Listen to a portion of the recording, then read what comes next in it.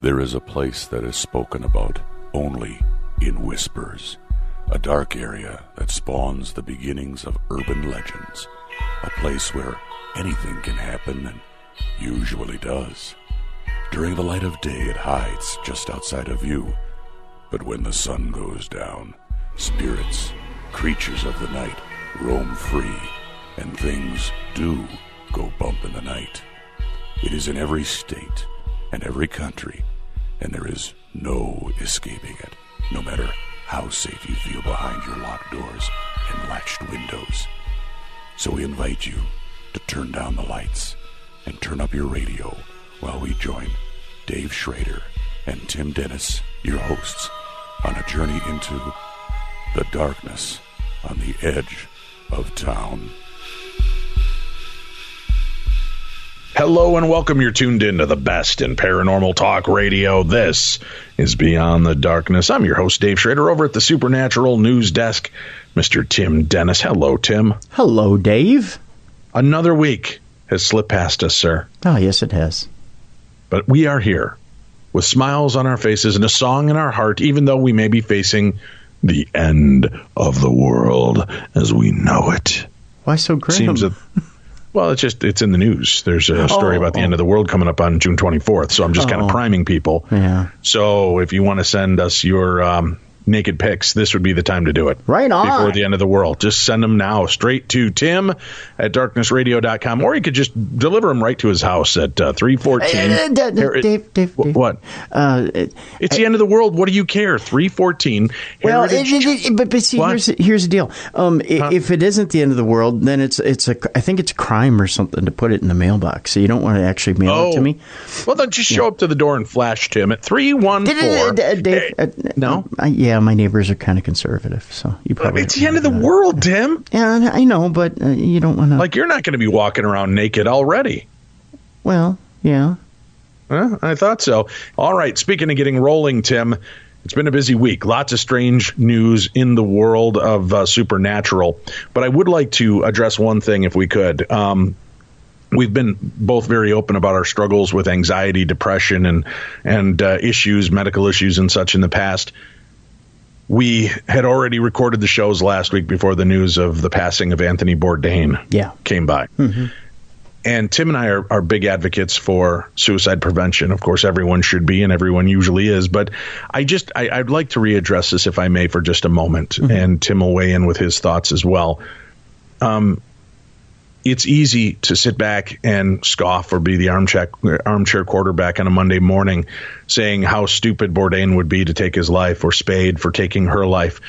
And they have it all. They're rich. They're famous. They get to travel the world, eat what they want, see what they want, create, be creative.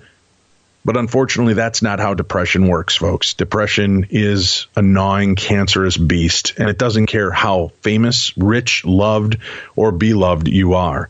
It eats away at you. And it's something that I've been struggling with for the better part of my life. We all find coping mechanisms. We all find ways to try to make it through. Some people just eventually slip through that sand in the hourglass and they lose that battle. It doesn't mean that they were weak. It doesn't mean that they were selfish. In those moments, the only clarity comes from trying to end that pain. I've been blessed that not only do I deal with depression, but I have an overwhelming fear of death, which has helped keep me alive. And that unfortunately doesn't work for everyone. But listen, I understand that situation. I'm a man who's very happily married to the love of his life. I've got children that I love and make my life better. I've got a best friend who I can do a radio show with every week, and we get to share and laugh and enjoy and do these things. And I get to travel the world. I make good money. I work from home. I have a very blessed life. But I want to be honest with you. And Tim has walked me through the darkness on numerous occasions, but there are days every month that I go through that I just want it all to end. And that's what depression does. There is no rhyme or reason. And even when you're sitting on high and things look the best, it doesn't mean that you're immune to the devastating effects of anxiety and depression. So please try to be a little bit more understanding, especially for those that have survived the suicide, meaning the loved ones and friends and relatives that are behind. By calling people stupid and selfish and rude is horrible. I'm going to give you, I hope, what is probably the best advice I could ever offer to somebody. If you have somebody in your life that faces depression, don't offer them empty advice. Don't try to fill them up with how bad your life is. Hey, that's nothing in comparison, Tim. I know you're down, but man, at least you don't have this problem or that problem. Yeah. That doesn't help somebody who's in a depressed state. Sometimes the best thing you can do is put your arm around somebody's shoulder and just say, I'm here for you. And together you can weather that storm. Sometimes it's just knowing there's somebody there. And the hardest thing in the world for people that are facing depression is to admit their weakness and come forward and talk about it, because they don't want to be perceived as weak or stupid. And it's a lot of the way that we handle it by dismissing it. Oh, you'll get over it. Tough it out. Chin up. Just put a smile on your face. It's not that simple. And for somebody that's never had clinical depression like this, maybe has been down a few times, it's incredibly hard. And I understand that, for you to wrap your head around this. And just shut up, quit your bitching, and move on, Dave. Everything's fine. I wish it were that simple. But in those moments when your friends are at the lowest point, the reason that they're worried about talking to you and they may end up losing their life is because they're afraid they're going to be shamed. They're afraid it's going to become a competition of whose life is worse.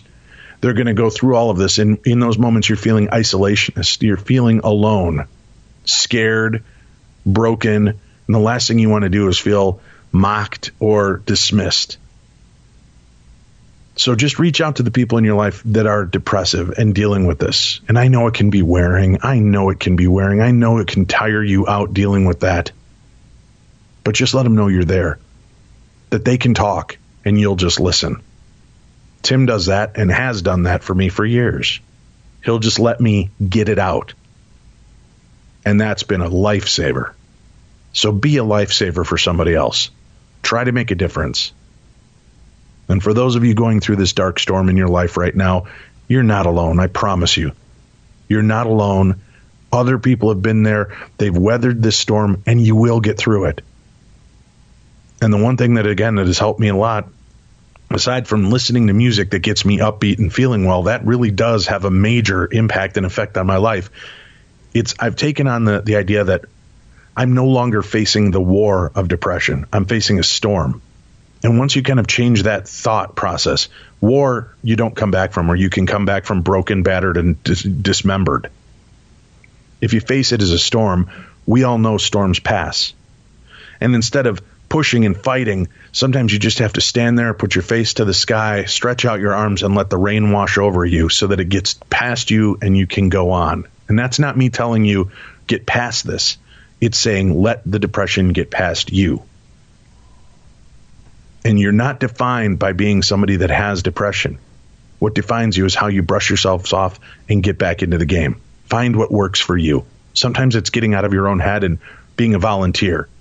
Sometimes it's writing. Sometimes it's listening to music. Sometimes it's calling your best friend and just crying on their shoulder. But find what works for you. And Tim and I are always here for you. You can email us, dave@darknessradio.com or tim@darknessradio.com. And although we may not have the right answers for you, we are a place for you to vent anonymously, to get it out of your system. And we will pass on references to you. Call the numbers. There are suicide prevention phone numbers. There's also, if you text HOME to 741-741, there's a text group that can actually help you with this as well. The phone lines are anonymous, and you can call them, and they have people that, unlike your family and friends who love you and maybe are a little too close to the situation or going through their own things, the people at these services are there to help guide you and hold your hand until the storm passes. Please take advantage and utilize that.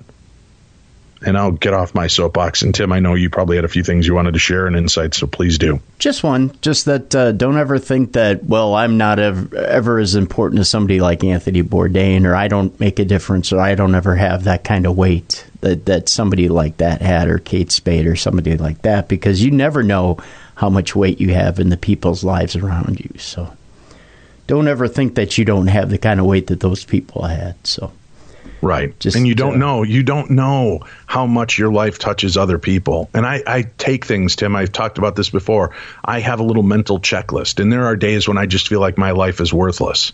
And even though I've got children, and even though I've got a job I love and a woman I love, sometimes you just feel worthless and like, what have I done? What good have I brought to this world? And then you hear things. I just came back from a conference with Lauren Coleman, who is a cryptozoologist and has been a friend of our show for a long time. And he came up to me and he goes, I want to tell you something. Years ago, when you invited me to the Queen Mary for an event, something I never told you, that you inviting me to that got me a chance to visit my mom out there, whom I hadn't seen in a while. And I got to visit with her just before she passed. So thank you for bringing me into that conference. So there was a way I influenced and touched somebody's life I didn't even know about until recently. Mm-hmm. And Tim, think of all the people that have been introduced at our events, have fallen in love. We've even had 5 or 6 people get married at our events. Oh, yeah. Yeah. And start lives. And I'm sure there's been a few babies created at our events. Maybe 1 or 2, sure. So there's a lot that's going on, and you look at the way that your life impacts others, and sometimes by removing that peg, by removing yourself, you don't know whose lives you may throw into a spiral. And for those of you that are parents, grandparents, aunts, and uncles, another key element to this is, I don't want my children, and no matter how bad I get depressed, and many of you know this, you would never want your loved ones to feel this way. You would never want them to feel that suicide is the only way. So a very big, strong point for me has always been that if I took my own life, I know that would set a wheel in motion that would show my children that when the tough get going, it's okay to check out. And I don't ever want that to be an option for them. So try to be strong for the other people in your life and find ways to make yourself engage again. And there are ways to do that. And there are free ways to do that. And there are places to go to get outside your head. Please just explore those aspects. And if you need help, Tim and I will be happy to throw you some references and ideas and do what we can. But you can email us, dave@darknessradio.com or tim@darknessradio.com. I've been there. I've had the gun in my mouth. And something stepped in the way. Something stopped that from occurring at that point in my life. And I now realize how important my life has been and all of the joy that I would have missed out on. So no matter how dark you think your moment is right now, it will pass. And there's so much more beauty waiting for you on the other side. So please just hold on. All right, Tim, let's get started. We've got supernatural news to cover and some Parashare that we'll be talking about. And I've got something coming up. We're going to have a phone line set up here, Tim. Mm-hmm. We'll release it, I think, next week on the show. It's a phone line that you can call into, folks, and you can share your paranormal encounters, record them, and we'll play them on upcoming episodes. So it'll be a voicemail that you call in. You say, "Hi, I'm Dave from Minnesota, and this is my story." And then launch in. Tell us what happened to you. Don't tell people that you're Dave from Minnesota, first of all. No, I'm just giving that as a bit of advice on, kind of a walkthrough. Yeah, if all my messages are, "Hi, I'm Dave from Minnesota," and then they tell their stories, it's going to be weird. But if you call in and just say your name, where you're from, and this is my story, and then just tell your story. And if it helps, write down some bullet points so that you can walk through the story in a linear fashion. That'd be great. Please save me about 3 hours of editing time by me telling your story in a linear fashion. Please. And when you hang up that phone, it automatically creates an MP3 of that and makes it available to Tim and I, and we'll be able to take those and add them into the show. So it'll give us that aspect of having you more engaged on the show. So please keep listening to the show. Next week, we'll have that phone number up and ready for you. And can I throw a disclaimer in here real quick, Dave? Yes, always. If your story is way out of touch and out of line, and I can't put it together in a linear fashion, we won't use it. Because I can't take 5 hours to edit your story if it doesn't make sense. Exactly. So just try to be concise. Tell us your story. And and it can be anything. It can be happy paranormal stories, psychic phenomena, ghosts, monsters, myths, demonic possession, Ouija board stories, angel encounters, anything along those lines. Feel free to share those stories with us. And you can do it by emailing us, dave@darknessradio.com, if you're too shy to pick up that phone. Or listen next week. We'll give you that phone number and get you started. All right, Mr. Dennis, where will we begin this week's travels into the supernatural? I got one more thing, and then we'll start, I swear. Tonight, Dave, is IWI night. So I just got to remind people that 7:30 start time, 6:45 is when doors open. We've got a huge card over there at the American Legion in Hopkins. There you go. Now we can start. Okay, very cool. I'll be there again. My kids have begged me to go back, so we'll be there this weekend. Watching high flying wrestling. It's because they want Uncle Chick. They want to see Uncle Chick get beat up.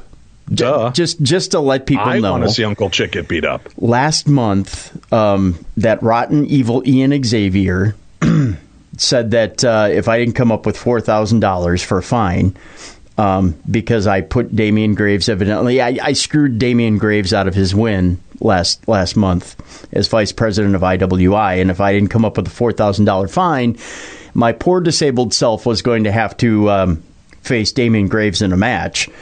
Let's just say I tried to come up with a few spaghetti dinner fundraisers over there at the Legion, and nobody showed. So if I don't have... what you're asking me is to bring a metal chair? Please. I might have to jump in? Please, I may need a bat and a steel chair, maybe some barbed wire. I need any help I may get, because I may have to face Damian Graves tonight. We're both pretty broken up, but maybe between us we're half a man. Exactly. So we could... Exactly. I may need some help. So yeah, I may potentially, in my broken self, have to face Damian Graves tonight. So yeah. All right, I'll be there. Okay, we'll be there to watch the carnage. I'll even live stream it on Facebook. Oh no, don't do that. No, people don't want to see that. That's my way to help you, Tim. They don't want to see that, Dave. You're right. They don't want to see. They want to see it. But let's get going. Where are we going to go with supernatural news? To outer space, Dave. Where evidently NASA claims they've discovered some alien life. More in particular on the dwarf planet Sirius. Tim, I think we call that Little People Planet now. Oh, is it the Little People Planet? Okay, the Little People Planet. I don't think we use the term dwarf. Okay, the Little People Planet Sirius.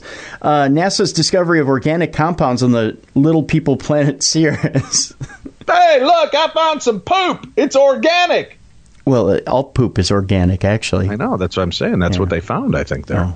Oh, well, maybe. May have been severely underestimated, according to scientists searching the stars for signs of alien life. Last year, scientists behind NASA's Dawn mission revealed the presence of life-building carbon compounds, or as Dave puts it, space poop. In the asteroid belt on Sirius, the presence... Oh, damn it, look what I got on the bottom of my boot. Space poop. How do you scrape it off? With a space shovel? Is that how you... a little space spade. Oh, you said it. I didn't. I thought about it, but I went with shovel. The presence of organic material was touted a major discovery by NASA, but not enough to announce the presence of potential alien life. Scientists at Brown University have now reanalyzed NASA's data to suggest the U.S. Space Agency was mistaken, and Sirius, which is rich in frozen water, contains high concentrations of organic matter. Oh, boy. Organic. So there's poop all over the place, Dave. Assumed. Great. Yeah, it's just full of space dogs, evidently. Dr. Hannah Kaplan, who presented the claim to the journal Geophysical Research Letters, I get it at 5 a.m. on my doorstep every morning, while at Brown, said her estimates were 4 to 5 times higher than those of NASA's. She said, what this paper shows is that you can really get different results depending on the type of organic matter you use to compare with and interpret the Sirius data. Not the Sirius data, the Sirius data. Which is very serious, by the way. It is very serious. That's important not only for Sirius, but also for missions that will soon explore asteroids that may also contain organic matter. The presence. Oh, God. I've had a bad case of itching asteroids for a week. Have you? You know, I hear Preparation H takes care of all of it. Yeah. It's also good for bags under the eyes. That's what they There was a comedian once that brought up an interesting point, right? Mm-hmm. Asteroids come down and they hammer the planet, right? All right. Hemorrhoids are a pain in your ass. Right. Doesn't it seem like those names should be changed around? Shouldn't I be dealing with asteroids at home? You should be. And fearful of hemorrhoids from the sky? Right. Of course, I think we should be fearful of hemorrhoids from the sky in any condition, but right, yeah, that is one to think about. It is. I'm thinking about it right now. I probably should be reading, but I'm thinking about that. Yeah. The presence of organic material is not direct proof of extraterrestrial life forms and that they're roaming the galaxy, but scientists agree life cannot exist without them. NASA first discovered the presence of carbon compounds on Sirius by scanning the Little People planet with a visible and infrared spectrometer. On the Dawn space probe. That's actual audio from the planet, by the way. The spectrometer analyzed the different patterns and frequencies in which sunlight interacts with Sirius's surface to get an idea of the planet's chemical composition. NASA's research team compared the data with organic rocks back on Earth. Oh my gosh, they're made out of poop too. To develop the standard against which, oh my gosh, and I actually accidentally hit a picture of porn. Yeah. Space porn, Dave, and it's ugly. You don't want to know how many private parts I just saw in one picture. It was just all blown up. Let's see, where was I in my... here we go. Well, yeah, by the way, just a little helpful tip from your buddy Dave. Yeah. When trying to explore space through your computer, never type in the following term, close-up look of Uranus. It's not what you're thinking of, Tim. Oh, God. Yeah, really? It's nobody can prepare you for what you see. Okay, so NASA's research team compared the data with organic rocks back on Earth to develop a standard against which it would, I just thought about that, which it would conduct further scans. But Dr. Kaplan's team chose extraterrestrial meteorites as the go-to comparison standard, which yielded different results in the test. The space expert said, what we find is that if we model Sirius's data using extraterrestrial organics, which may be a more appropriate analog than those found on Earth, then we need a lot more organic matter on Sirius to explain the strength of the spectral absorption that we see there. This all feels like a very dirty, dirty test to me. I don't know why. We estimate that as much as 40 to 50% of the spectral signal we see on Sirius is explained by organics. That's a huge difference compared to the 6 to 10% previously reported based on terrestrial organic compounds, is what he's quoted as saying. Ralph Millikan, an associate professor, not a producer, but professor at Brown, I'm sure he could produce some organics if you asked him to, said scientists will now have to figure out why the organic compounds are so abundant on Sirius.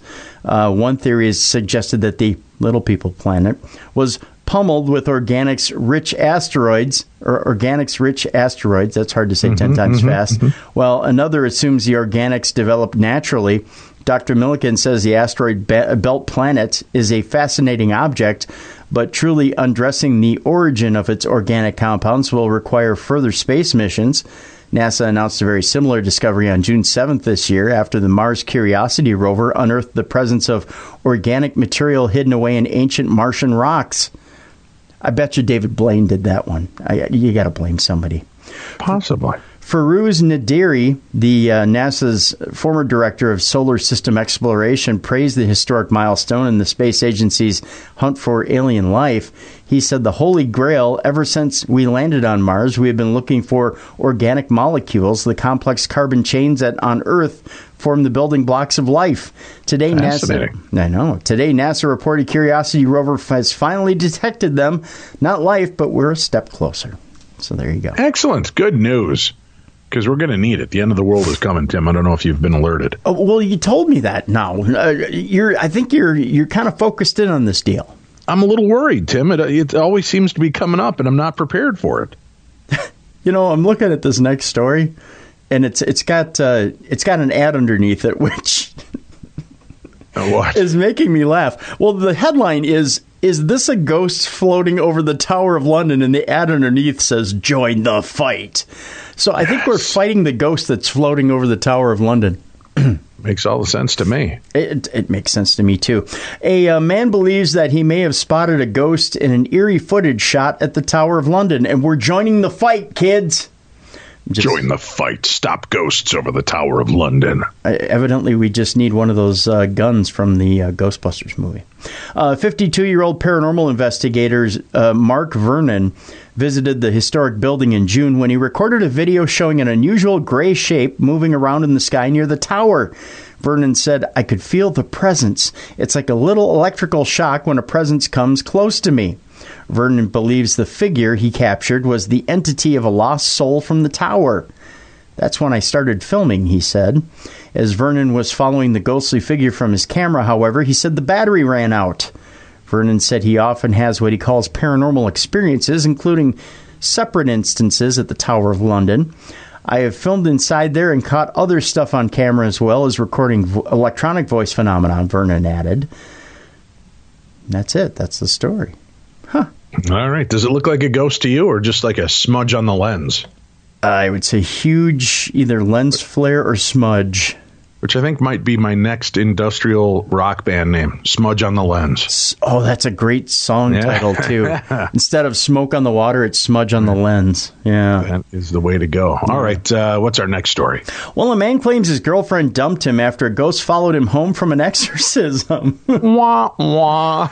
Girls, no, honey, I swear the lipstick on my collar is from a ghost and an exorcism. What is wrong with you? Girls will find any reason to move on, won't they? That's not Chanel number 5. It's brimstone and fire from the exorcism that you smell on me. I was just watching before we got together here to record. I was watching a Bob Larson exorcism online. How did that go? Horribly, actually. No, I'm kidding. Yeah. It was interesting. I don't remember who the videographer was for it, but it's a meme type of deal.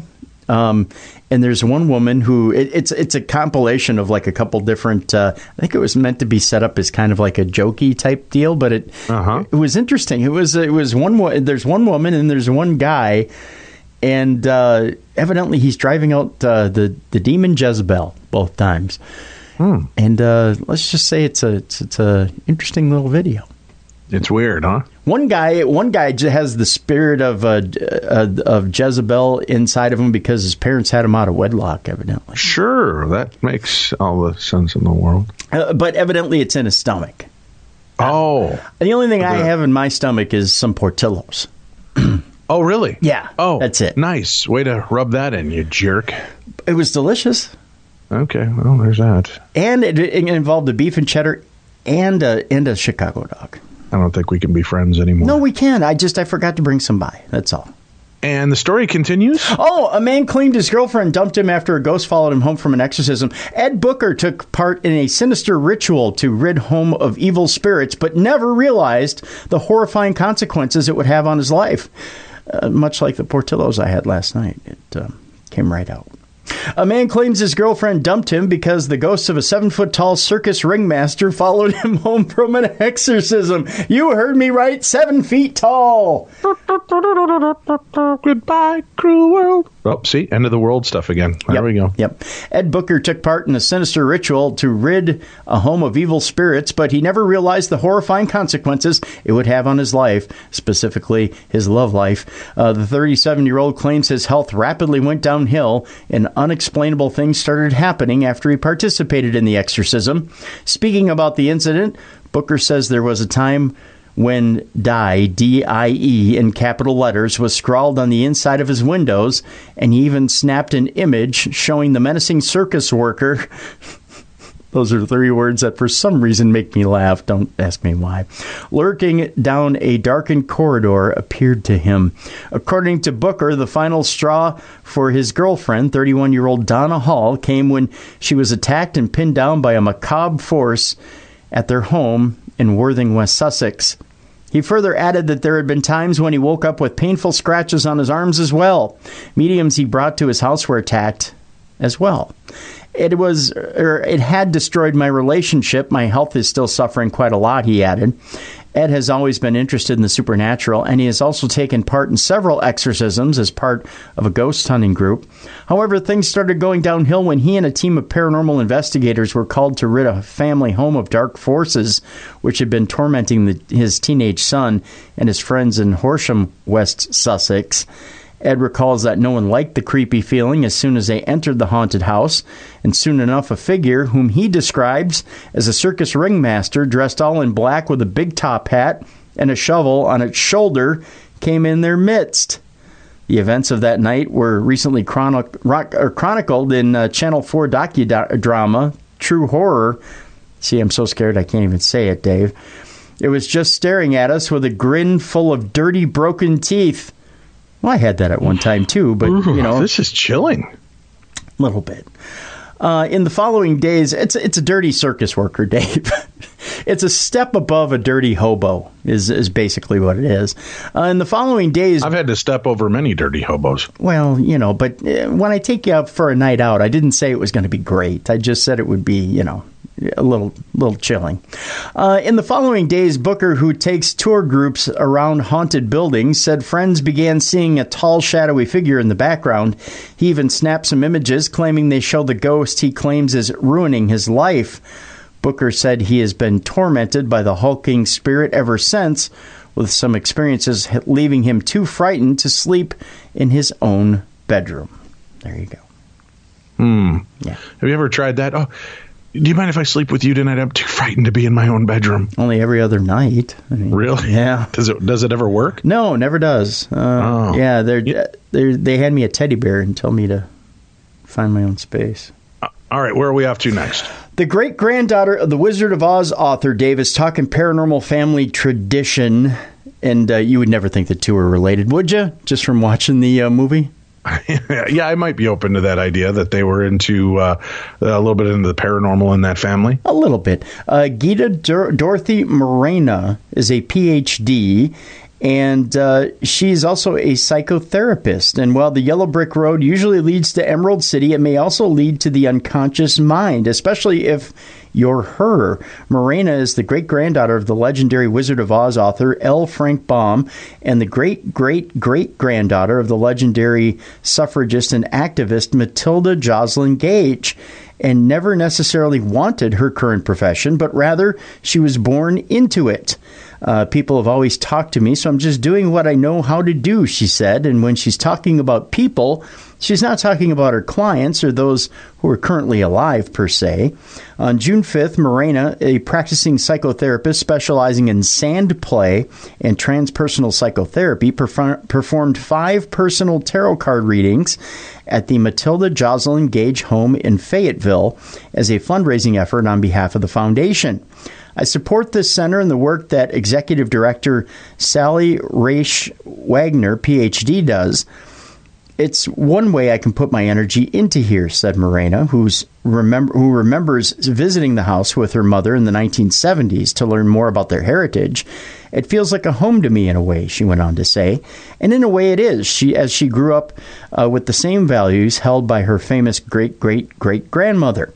It's the way I was raised. These are the values that have been passed down to me, she said. It's amazing what Matilda did and what she wrote about, and it's very timely right now. Morena said she has always felt a connection to the paranormal and, in fact, carries on a multi-generational Gage Baum family tradition of investigating and practicing the supernatural, as Morena herself has worked as a licensed marriage, family, and child psychotherapist and transpersonal psychologist for over 50 years. She blends Jungian, not onion, but Jungian psychology and spirituality, Dave, in her work to help clients focus on the integration of mind, body, and spirit to establish a sense of inner peace, wholeness, and healthy connections with others, according to Morena's website. That intuitive psychic feeling that's just something that our family line has, says Morena. I've always been interested in the inner world and spiritual world. I have been since I was a child, she went on to say. It's been confusing sometimes, she said. People have always talked to me, and I've always seen things. As I've gotten older, I've seen more things, and it's getting to know myself in a way. Growing up, she looked at all the different ways to express that, from studying psychology to working as a psychotherapist. The metaphysical and world of imagery and how imagery communicates. Certainly the tarot cards are one way that's expressed, she said. It gives me a way to connect with people and in a deeper way. And a part of being able to connect with others relies on one's sensitivity and intuitive sense. Traits Morena said that the best tarot card readers have. Some people see more, said Morena. They see more of what's going on in the physical world in the deeper places in the psyche. Some people don't see it that much, but others see it pretty easily. For those who have never had a card reading before, Morena said, being open to the experience is the first step. You have to be ready for it, she said.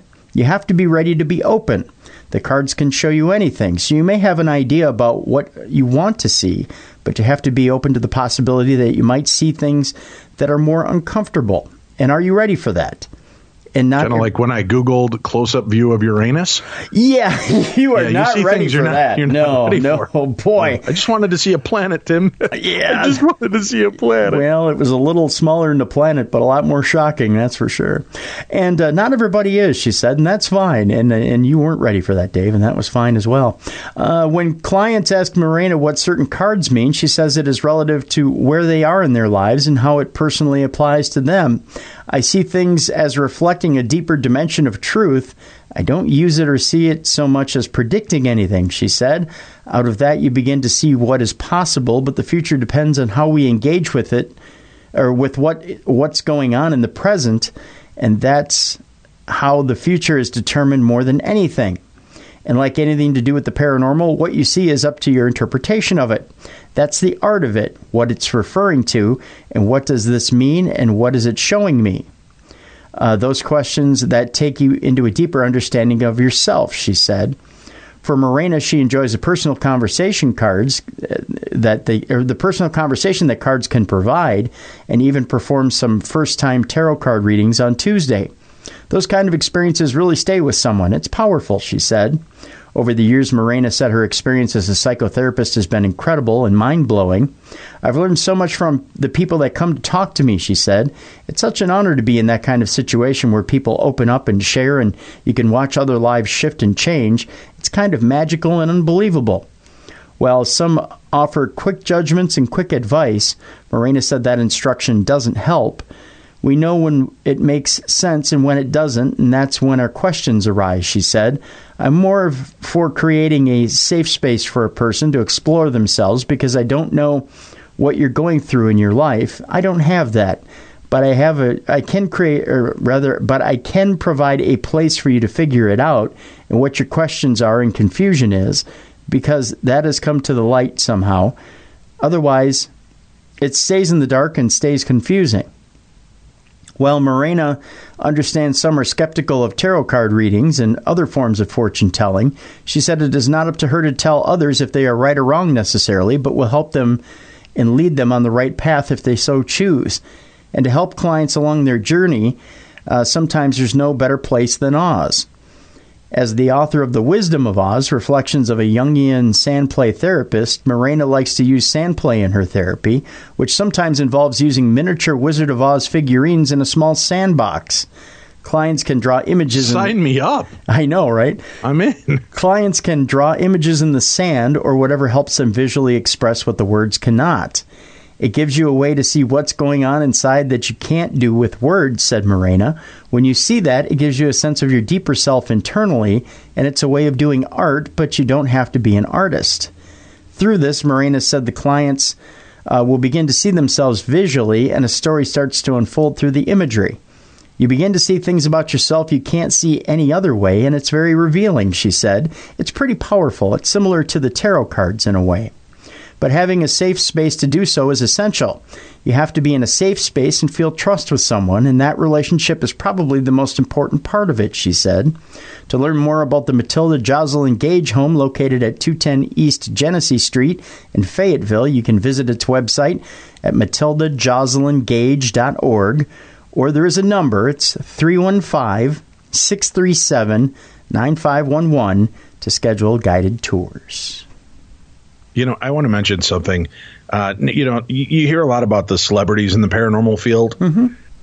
And I just have to go out of the way here to say that last weekend when I was in Utah, I was there with amazing people. John Zaffis, who you and I love, where he's like the father we never wanted. We've got, we love him to death. Lauren Coleman, the cryptozoologist, Josh Gates, Greg Lawson. It was just a remarkable grouping of people. And Josh Gates has got to be one of the kindest, humble stars out there. I mean, this guy's huge where it comes to our field and exploration. Mm-hmm. And he is so accessible and friendly to everyone. Mm-hmm. He broke my grandson. He broke him? Yeah. My grandson Connor has this amazing fascination with Josh.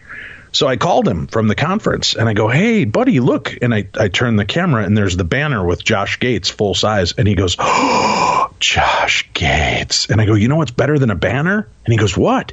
And I turn my camera and there's Josh Gates. And my grandson's jaw opens and he goes, "Josh?" and literally froze for the next 3 minutes while my friend Josh Gates chatted. I had to throw in my friend Tim so that I can, legitimize name dropping. Right? Yeah. Yeah. And he sat there and tried to engage my grandson in conversation, but my grandson just had this, dude, it was like you just walked into a room full of never-ending banana splits and McRib sandwiches. Oh, my. That's the way I would say our faces would look. And it was so cute, but he was so kind and signed an autograph and held it up for me. Just a nice guy. And I watched him talk to people left and right, and the way he treats them, such respect and kindness. We have a lot of good people in this community, and that's one of the guys I think should be pointed out. Yeah. So watch his show, Expedition Unknown, on the Travel Channel and Discovery Channel now. It's well worth it. It's an amazing show, beautifully shot, and you get to see some of the most unbelievable places in the world. Yeah. All right. We watch him here in our house every Wednesday night. So moved to Tuesday nights, I think, now on Discovery Channel. Well, we DVR them. So yeah.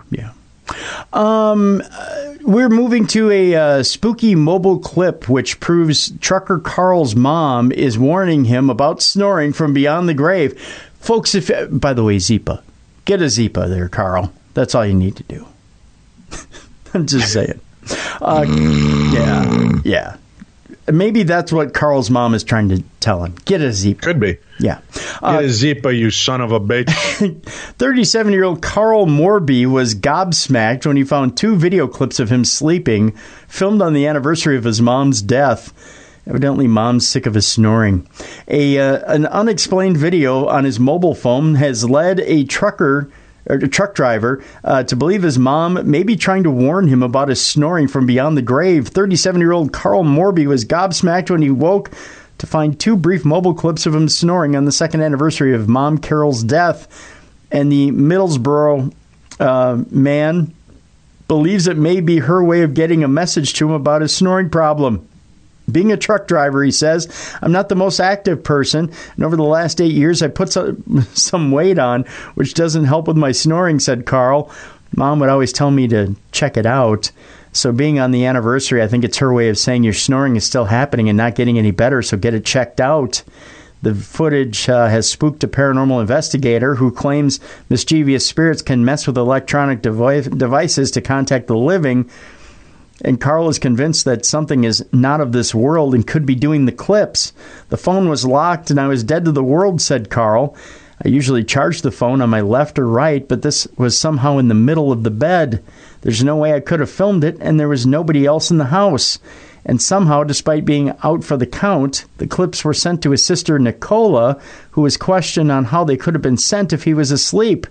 But Carl believes the footage, filmed last November, is possibly too coincidental, considering it was on the same date that Mom Carol lost her cancer battle in 2015.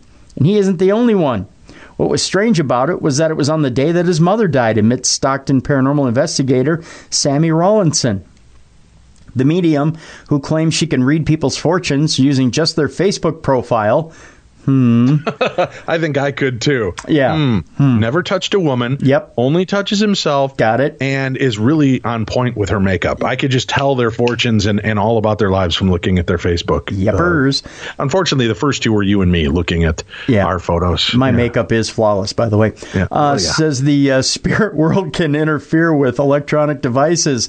When I do readings sometimes, the signs can be related to radios playing up or televisions changing channels or turning on and off, so electric stuff can be interfered with, she said.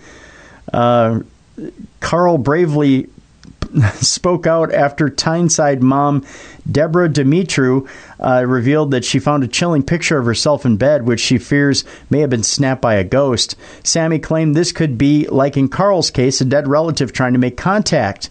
And Carl claims it isn't the only creepy thing to have happened in his Teesside home. I can be laid in bed and all of a sudden it feels like someone has sat on or just got up from the bed and the actual bed moves, he states. He admits he used to be a bit of a specter skeptic. Say that 10 times fast. You can't make me. Until witnessing an eerie event in which a female was tortured by a ghost. He has now been on paranormal investigations with Sammy, probing old pubs to check if they are full of spirits. Guess what? They are. They're behind the bar. And he's calling for others to open their minds. If people are skeptical, they're going to take a lot of convincing, says Carl, who admits he still hasn't got his snoring checked out. But I know I don't, of course he hasn't, but I know I don't snore like that unless I'm dead to the world. How does he know if he's asleep? But I'm the only. I don't know. But I'm the only person in the house too. How could it have happened when the phone was locked? It freaked me out for a good couple of days. Here's the deal, Carl. You don't know, and obviously there's nobody sleeping with you. So see if the psychic, pay her a couple $100 extra, see if she'll sleep next to you for a night. Spoon with you just to make sure everything's okay. Right. And if she tells you, hey, you know what, Carl, you snore like a chainsaw, then get yourself a Zipa and Mom will leave you alone. End of story. It is creepy, the people that have been getting photographs of themselves sleeping. Yeah. That's uncomfortable. Yeah. That's just weird to me. Most definitely, yeah. Yeah. Do you think those are the pictures that we see? Do you think an alien crept in and was teabagging the guy? I think so. Yeah, he's like, and took those photos and texted them to all of his buddies and put them on, Karnak Zach's Facebook page. Karnak Zach. Yeah, that's his name, and he likes to teabag sleeping men. Oh, you want to snore? You think you have sleep apnea? You're just getting teabagged by an alien, Tim. You get an alien pube in the back of your throat. Exactly. Dude, check it out. Whoa, whoa, boy. Do you think he leaves on your phone just the picture of you sleeping, but he's already erased the pictures of, of him? Yeah. Yep. Just something to think about. I could be wrong. It's a hypothetical situation. There's nothing like a hypothesis. little alien nuts on your chin in the middle of the night to Pardon me? wake Why do you got to go there? Huh? All right. Where are we up to next? Well, speaking of alien nuts on your chin, Dave, was a UFO sighting on American West Coast a rogue missile? That's the question, as evidently we had a little collective alien nuts on our chin, Dave, on our U.S. chin. Speak for yourself. A strange missile shaped... I was busy Googling Uranus. Well, I bet you were. You'll find it if you just put in Tim Dennison. No, I'm kidding. No, what? A strange missile-shaped object blasted over the skies of western U.S., but military officials say it was not a weapon, prompting confusion over what the UFO actually was. On Sunday, June 10th, a weather camera in Washington State snapped footage of what looked like a missile streaking across the sky, according to Skunk Bay Weather, which is my source for weather, Dave, whenever I'm looking for the forecast. A weather monitor in Washington State on its official Facebook page said, my night camera picked up what clearly looks like a very large missile launch from Whidbey Island. Professor Cliff Mass, an atmospheric sciences faculty member at the University of Washington, said the object did indeed look like a missile. He continued, it really looks like an ascending missile. I would be interested if someone had some insights into the sighting. This feature does not look like a meteor, nor are there any meteor reports for the area that I could find online. The lightning networks did not show a strike in that area. I have never heard of rocket launches from Whidbey Island Air Station in Oak Harbor, and checking online, I could not find any discussion of this feature. However, military officials have denied that they had anything to do with a suspected rocket launch. A spokesman for the Naval Air Station Whidbey Island told military.com, there's a lot of speculation around here, but it's definitely not a missile launch. The spokesman added that the NAS Whidbey Island does not have any missile launching capabilities, but Dr. Grant Allen at Manchester University Center for Atmospheric Science believes that he may have cracked the mystery. There are a few things I can tell from the photo. The light streak appears to pass between two cloud decks, a low level and a mid to higher level deck. You can see this as the streak appears and disappears behind the low level cloud deck, but always appears in the foreground of the higher cloud deck. This is not consistent with a vertically ascending missile, as such an ascent might be expected to penetrate both cloud decks very quickly. This must be a long exposure photograph or a capture, as you see a light streak, not an object, and some smearing out of the clouds too. To my mind, this is just a brightly lit conventional aircraft of helicopter moving overhead at an altitude above the height of the lower cloud deck, but below that of the higher cloud deck. So there you go. Wow. It's pretty deep. The higher and lower cloud decks? Yeah. So it's a double-decker? It's a double-decker, not an upper-decker, Dave. I don't know that's good. Yeah, if you've ever taken that double-decker before. And we don't need to talk about it either. Okay. Freak show. All right, where are we off to next? Well, Dave, there's some conclusive proof here, or is there, that video has finally nailed the truth about whether NASA went to the moon. Okay. Conspiracies abound, my friend. Conspiracies abound. No sooner than Neil Armstrong took his giant leap for mankind more than 50 years ago, one of the world's biggest ever conspiracy theories started. Did NASA actually go to the moon? If this has been one of the world's biggest conspiracy theories, and speculation and theories abound about why anomalies in NASA photographs prove they must have been taken in a studio on Earth before the world was duped in 1969, July that is. The 48th anniversary of Neil Armstrong's first steps on the lunar surface took place in July, but many conspiracy theorists across the globe remain convinced it was the biggest cover-up of all time. Moon hoax conspiracy theorists say a desperate U.S. president, John F. Kennedy that is, who wanted to beat the Russians in the space race to the moon, ordered the production of a series of films in top-secret studios to make it look like NASA astronauts made it to the lunar surface. However, one YouTube... Why don't they just call them nastronauts? Oh, that's catchy. That is that's pretty good, catchy. isn't it? Maybe we should from now on, but I don't know. However, one YouTube video claims to have debunked the fake lunar landings conspiracy theorists once and for all. The moon landings conspiracy theorists have been branded fake in the video, which claimed to debunk the speculation. It was made by YouTuber Birdie Slack. That's a great rap name, by the way, if you ever decided to take it up. Who's About section says, debunking the moon hoax theory and laughing at conspiracy theorists. In the video entitled, Moon Hoax Theory Dead, Killed by Rabbit, the debunker uses footage taken by China's Chang'e 3 unmanned moon mission. Oh, I love eating at Chang'e 3. Oh man, the food there is amazing. Oh, you ever had the lettuce wraps there? They're delicious. One of the main arguments from moon hoax theorists is that there were no stars seen in NASA Apollo mission moon images, and there should have been, so there must have been a studio oversight. However, the video compared pictures taken by the Chinese mission to the NASA originals, and they both had a jet black sky without a single star. The video narrator said it all started to go wrong for the hoax nuts as soon as Chang'e 3 sent back its first pictures. Hoax nuts. I love to eat those when I'm in a ball game. You ever had a nice bowl of hoax nuts with some regular milk? Not the low fat crap that tastes like water. No, I like it with some almond milk. Oh, almond milk is good too with the hoax nuts. Oh, it's so good. He said it was not the striking, rather. I'm not looking at the right part of my bifocal. Words is hard, huh? He said it was not the striking similarity between the images of those taken by Neil Armstrong, but the complete absence of stars in the lunar sky in both sets. He adds, but the wheels really started, but it says stated here, but the wheels really started to come off when the lander deployed the U-2 rover. I didn't know U-2 was up there. It's true, yeah. Yeah. Multiple... Hello. Hola! Multiple strands of the moon hoax theory were instantly busted. The rover made nice, sharp tracks in the dry moon dust. The hoax nuts told us that this was only possible in wet material in a studio on Earth.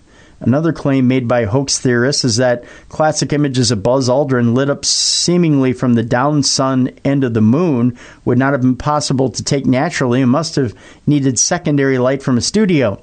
The narrator added, here the Chinese rover in the down sun is clearly lit by sunlight reflected back off the lunar... I think they meant surface, but he wrote off the lunar sauce to the source.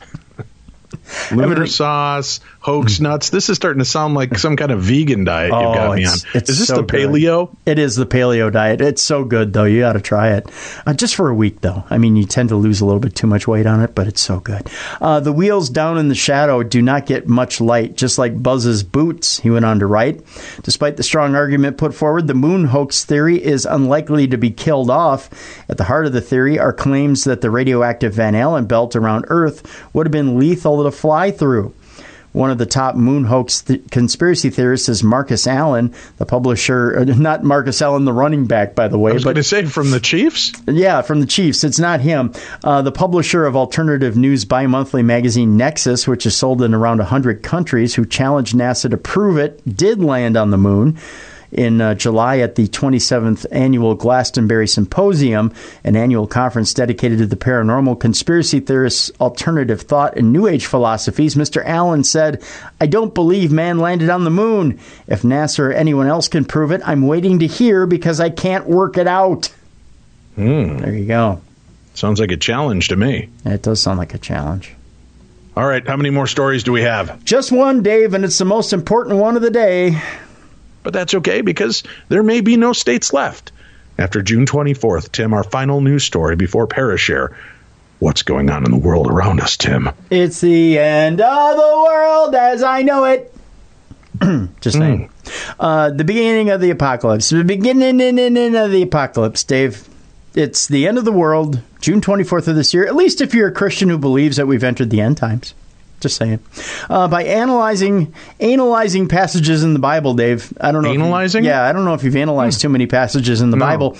Please don't Google analyzing, folks. You're not going to like it. It's not a word. Tim made it up. Don't do it. Is it? Is it, Dave? It is. Is it a made-up word? Analyzing is a wrong thing to look up. You might as well just go out and Google deep probing Uranus. I'm reading it right now. You're not going to see planets. It's not going to happen. I'm reading it. It says ANAL, anal, and then Ising, YSING. That's analyzing, Tim. Analyzing is something completely different. Oh, all right then. Okay. By analyzing passages in the Bible, Dave, many believe that they have been able to pinpoint the world will end, and that is on June 24th of 2018. Don't make your plans. Actually, do make your plans. Come see us in Tombstone on the 30th. We're just saying.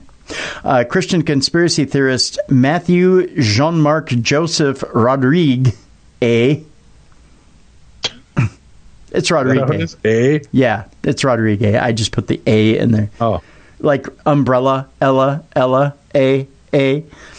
That's what I did with his name. I think you're tapping into the kids market. I'm too old for that reference. Oh, no, that's very old. That's an old reference there, my friend. Examines a passage in the book of Revelations which reads, "And a mouth was given to the beast, speaking great things," like the umbrella reference, "and blasphemy, and it was given authority to act 40 and 2 months." Mr. Rodrigue, then says, "I heard a voice in the middle of the four living beings. This is wisdom. He who has intelligence can interpret the figure of the beast." And it's kind of a sexy figure, if you ask me. It's kind of a... Well, thank you. I'm glad somebody notices I've been working out. Yeah. Snally, good to see you, buddy. You have been working out. The figure of the beast looks good, Tim. Yeah. Oh, thank you. Do you enjoy me tentacles? Yeah. See? Well, who doesn't enjoy your tentacles, Snally? Thanks for stopping by, buddy. It's the first time you visit us here on Midnight in the Desert and Beyond the Darkness, and people are asking for you on True Crime Tuesday, and they want to know if you're going to be over on Coast to Coast AM or even on Spooky South Coast shows we're not even involved with. Snally, you've become your own celebrity. I think Tim, maybe you should start booking Snally to other radio shows. I think I will. I'll lend him out to, let's say, Glenn Beck and maybe even Rush Limbaugh. Forget you, Dennis. I'm not going to go with you. Last time you booked me into an opening at a Toys R Us that was actually closing. That was very uncomfortable for everyone involved. Sorry. Are you really, Tim? I don't think you are. Snally, I'm sorry. Personally, I don't understand why Tim's doing that to you. But, it doesn't matter, Snally. End of the world is coming. Oh, enough with the end of the world nonsense. I'll hold it together with me tentacles. There's a Herberger's up in St. Cloud that's trying to get rid of all its merchandise. Would you like to go up there? Yeah. Yeah, let's do it. Maybe we can find a nice leather couch for Snally. Yeah. I'm going to need at least 8 of them little ottomans, so when I flake out, I got places to put me tentacles.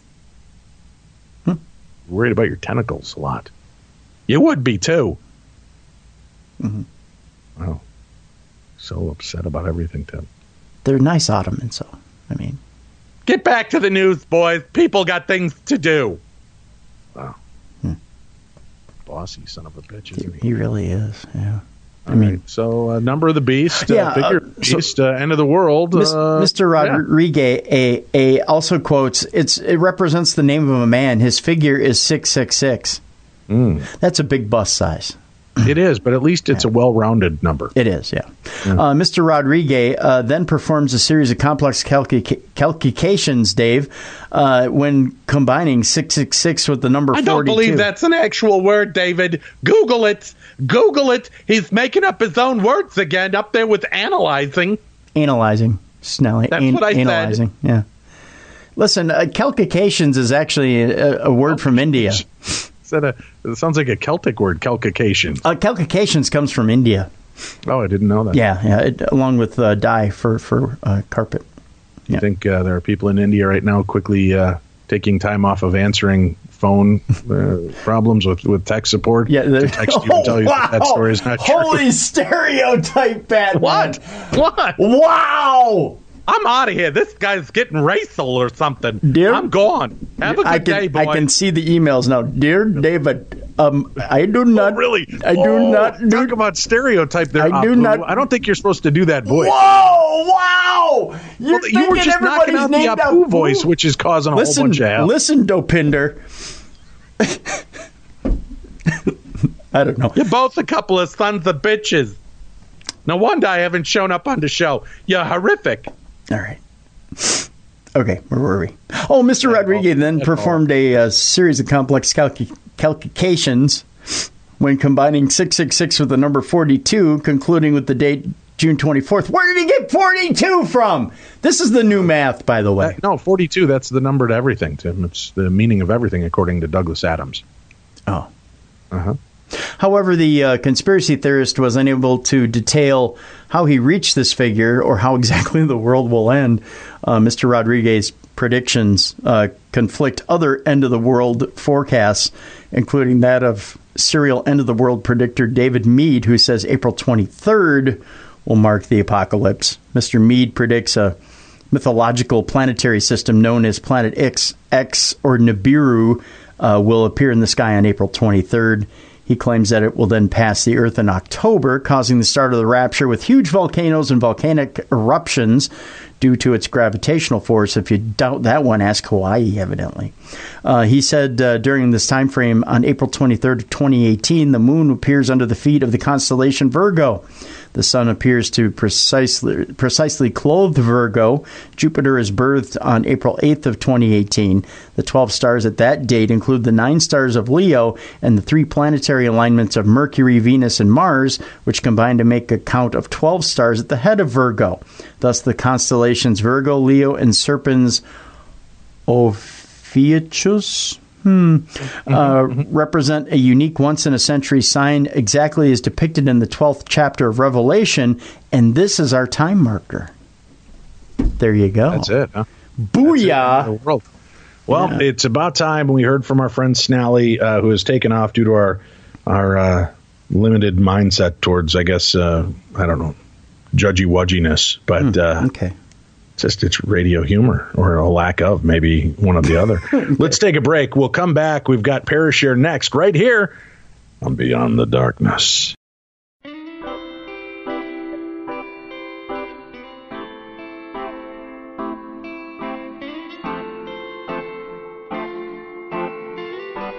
Beyond the Darkness.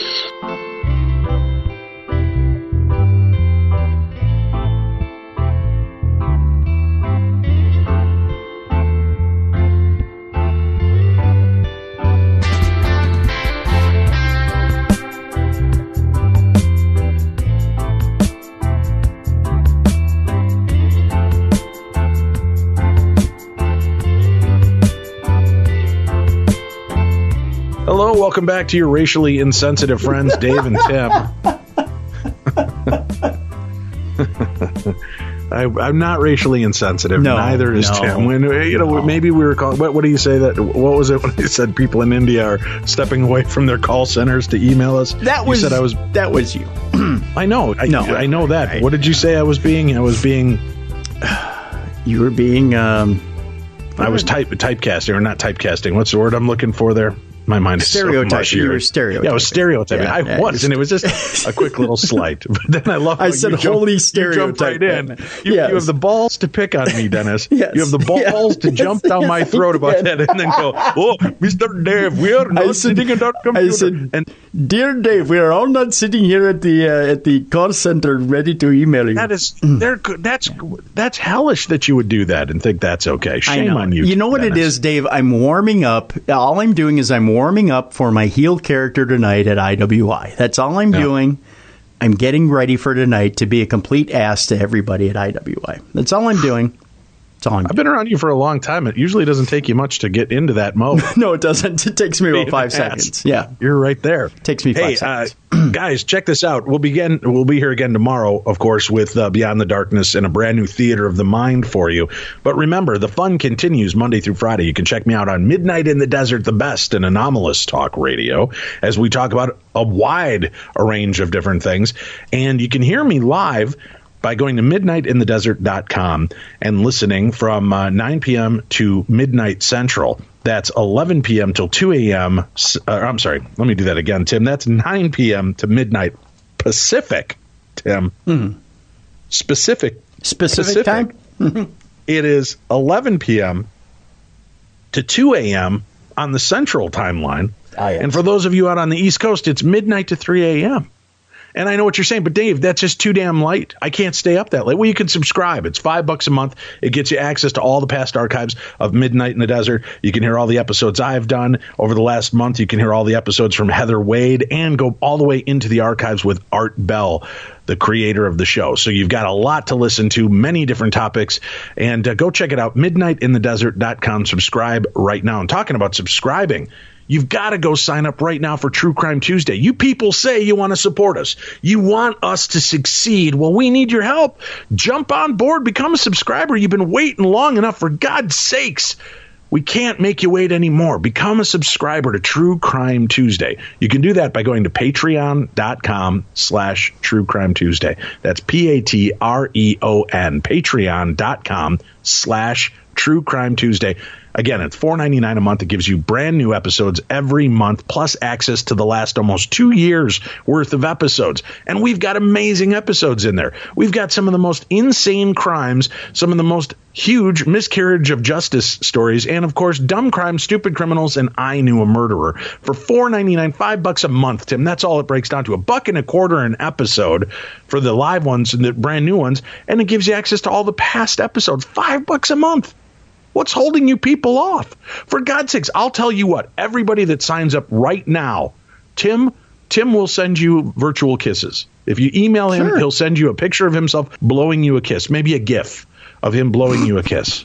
Would you do that, Tim? Would you GIF a kiss to everybody? Would you like a GIF of a kiss? I will, the minute I figure out how to make a GIF. You just figure it out. You take a bunch of pictures of you slowly lifting your hand down, and we'll get a friend to GIF you away. Put my hand down where?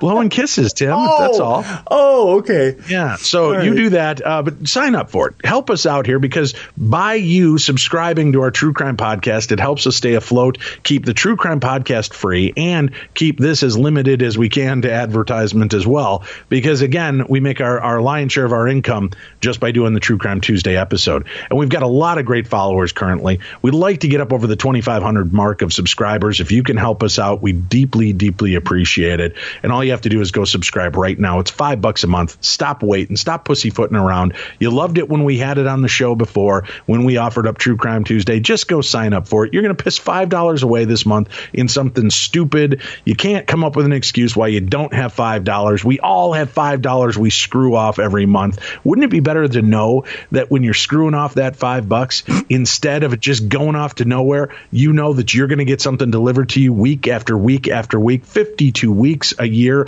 182 years in a row, Tim. That's what we're going to keep doing. 182 years? I plan on them just taking my head and putting it in a jar with a microphone so I can continue to do the show. All right. Okay. Mm-hmm. All right, let's, again, go check it out. You can go to darknessradio.com, click on the True Crime Tuesday banner to subscribe. That's simple. And sign up for the best in True Crime Tuesday radio. So here's what you get, Tim. Working with you and me, this is what you get. Yep. Monday through Friday, Midnight in the Desert, the best in anomalous talk radio. Saturdays and Sundays, Beyond the Darkness, the best in paranormal talk radios. Tuesday, True Crime Tuesday, the best in true crime talk radio. That's a lot of bests, Tim. Yeah, it is. Yeah. A lot of bests. A lot of bests. Yeah. So check it out. Plus, we're going to give you a free gift for all of you that have Droid devices. Tim, should I do this? Should I give it away? I don't know. Should I give it away now, Tim? Give it away now? Go ahead, Flea. Well, what I got, I want to put it in their cell phones. What? I want to put it in their cell phones, Tim. What?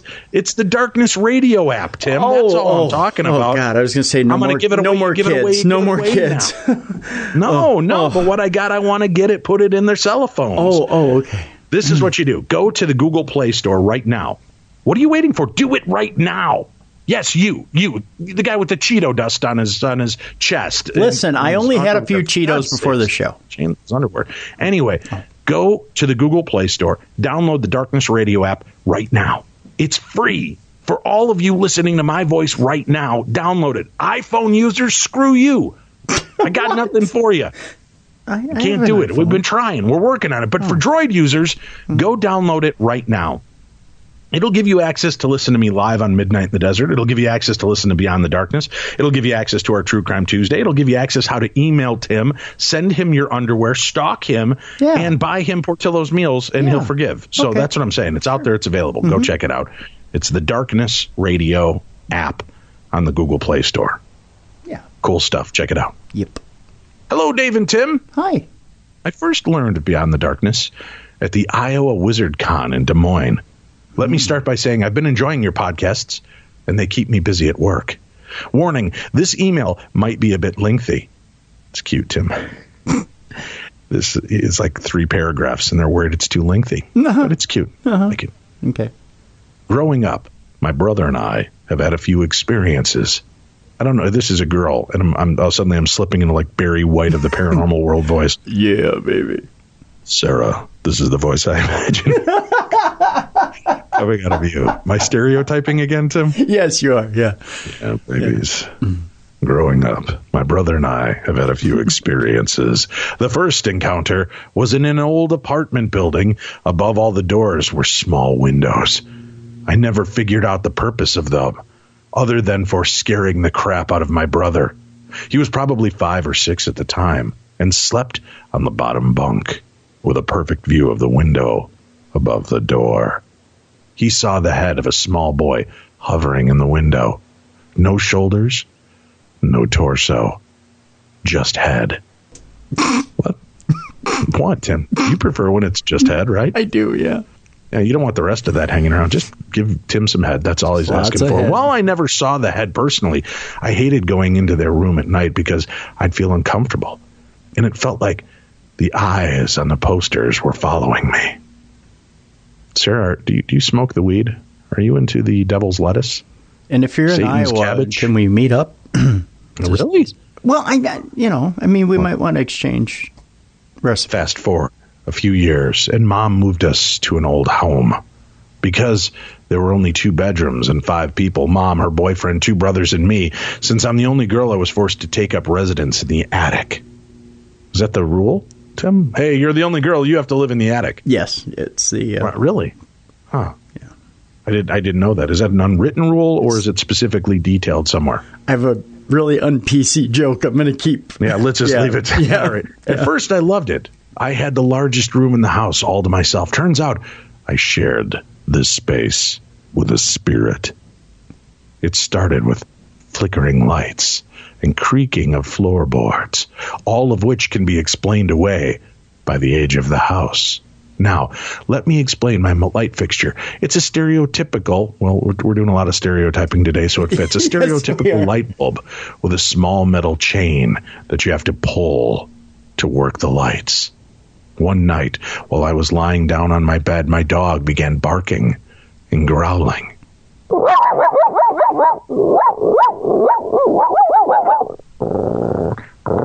I'm assuming it's a little dog, Tim. Yeah. Nothing. No. Something grabs the chain on the light, and I hear the of the metal chain, and the light turns on. Nobody's there. My dog loses his shit. Does he remember where the last place was? He had it. He bolts under my blankets and growls. Did that sound like it was under the blankets, Tim? I did. Yes, my best it was kind of muffled. voice. It was very good. Very good. Thank you. Yeah. The chain sways and the lights turn off. I spot a small figure standing off in the corner, closest to the light. Needless to say, I didn't sleep that night. Neither did the dog. I inspected the area where I saw the figure and found a loose floorboard. I pull it up and find a mint condition 1942 local newspaper. Front page covers WW2, but a few pages in, I find an obituary of a young boy that looked oddly familiar. Creepy, huh? My last encounter was at a small restaurant in the parking lot. My brother and I are sitting in the car listening to a good song before heading in to eat. The speakers crackle and the song stops. Mommy? The voice of a terrified little girl asked. If you ever watch Doctor Who, you might remember the episode where the masked kids say, "Are you my mummy?" It was creepier than that. I can't watch that episode without experiencing the hair-raising fear that I felt in that car. The song resumes as if nothing happened. My brother and I looked at each other, look at the radio, and debate salting and burning my car. That might be overboard, Tim. Just a little, yeah. Yeah, unless you're really hungry. Salting and burning your car is really good on your diet. You know, especially when you eat the transmission. Well, I still have that car, but I've never experienced something like that again, and I hope I never do. Thank you for all the work you do. Keep it up, and I hope to see you in the future. Your newest fan, Sarah from Missouri. I'd like to see you in the past. That would be more impressive. yeah.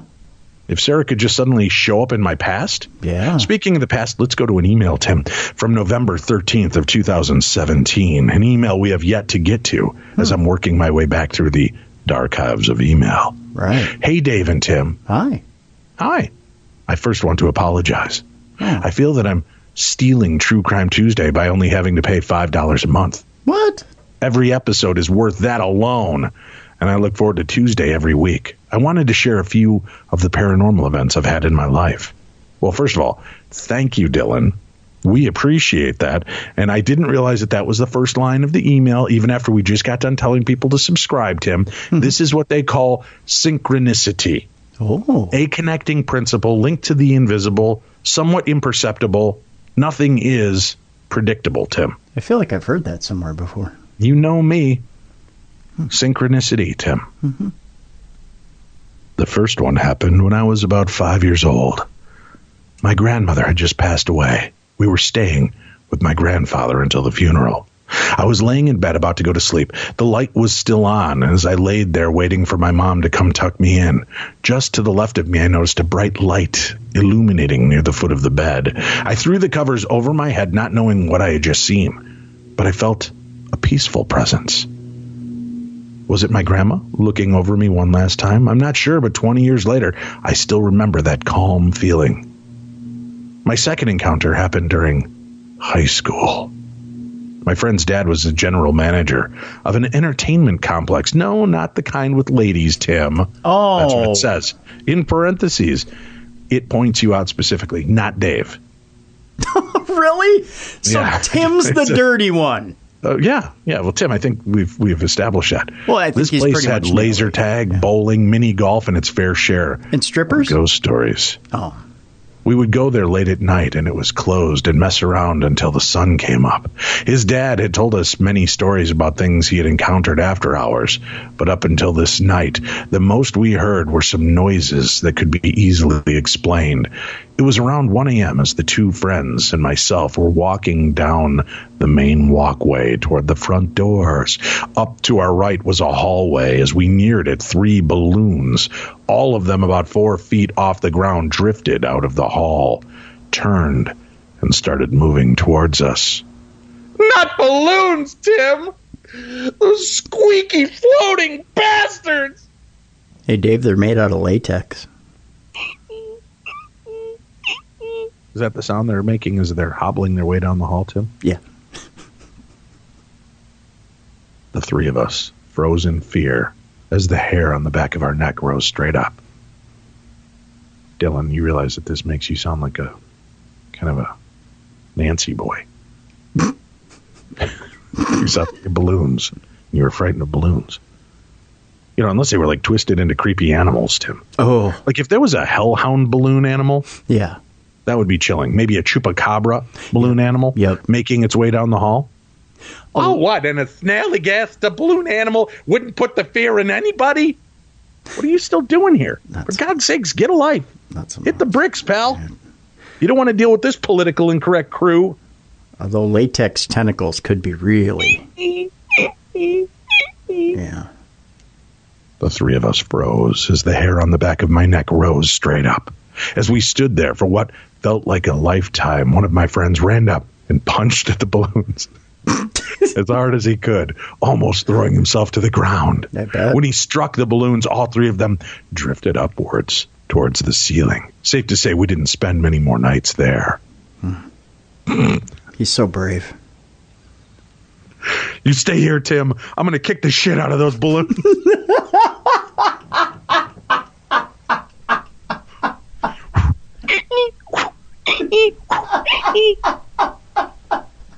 You pin it to the wall and you go, listen, balloon.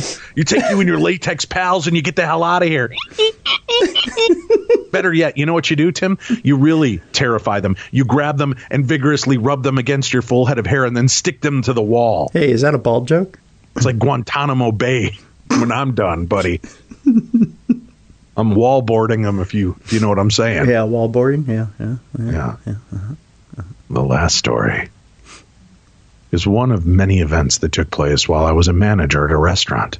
I hope they didn't have balloons, Tim. Maybe it was a Fridays. Chuck E. Cheese. I usually got stuck with the closing shift and often wouldn't leave until 3 or 4 in the morning. One night I was in the office counting the money in the safe. I was nearing 3 a.m. and I had already checked the building. I was there alone and all the doors were locked. As I sat there, I heard 3 loud bangs on the office door.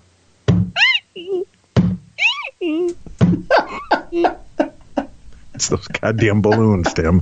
They're back. They're back. Hard enough to shake the door itself. My first instinct was to look at the monitor with the cameras. I noticed that all 3 of them had detected motion, Tim, yet there was nothing there. Nothing on any of them. I got out of there as fast as possible, leaving the money on the desk for the morning guy to deal with. Of course. A few nights later, I was closing again. It's closing time. And I had one of the bartenders still there as I was about to leave. I told him the story of what happened and knocked on the door to demonstrate what I heard.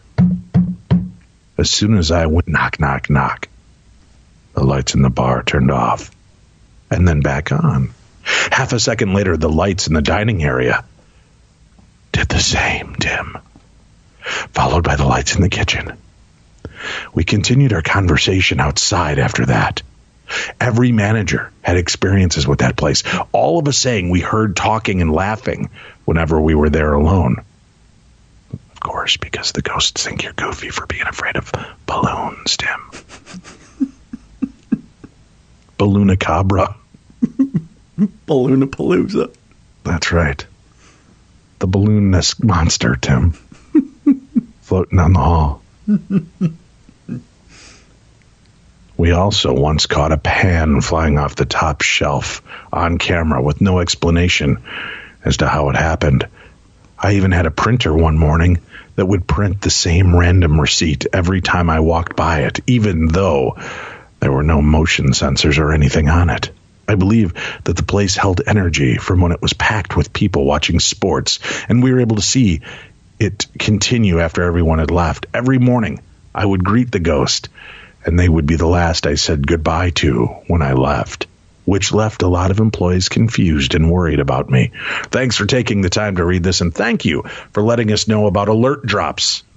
I included a photo of my order. Good job, Dylan. Thank you. Sweet. It was a long time ago. I forgot about the orders of alert drops, Tim. Oh, yeah, the alert drops. All right, back to some stories, Tim. Dear Dave and Tim, I hope this email finds you both well. This is from November 30th in 2017. Tim, we're time traveling. Ooh. I found your podcast shortly after you joined the Jericho Network. It was quickly become one of my favorites. I can't say that I always find your guests interesting or believable, but I sure enjoy listening to the two of you morons.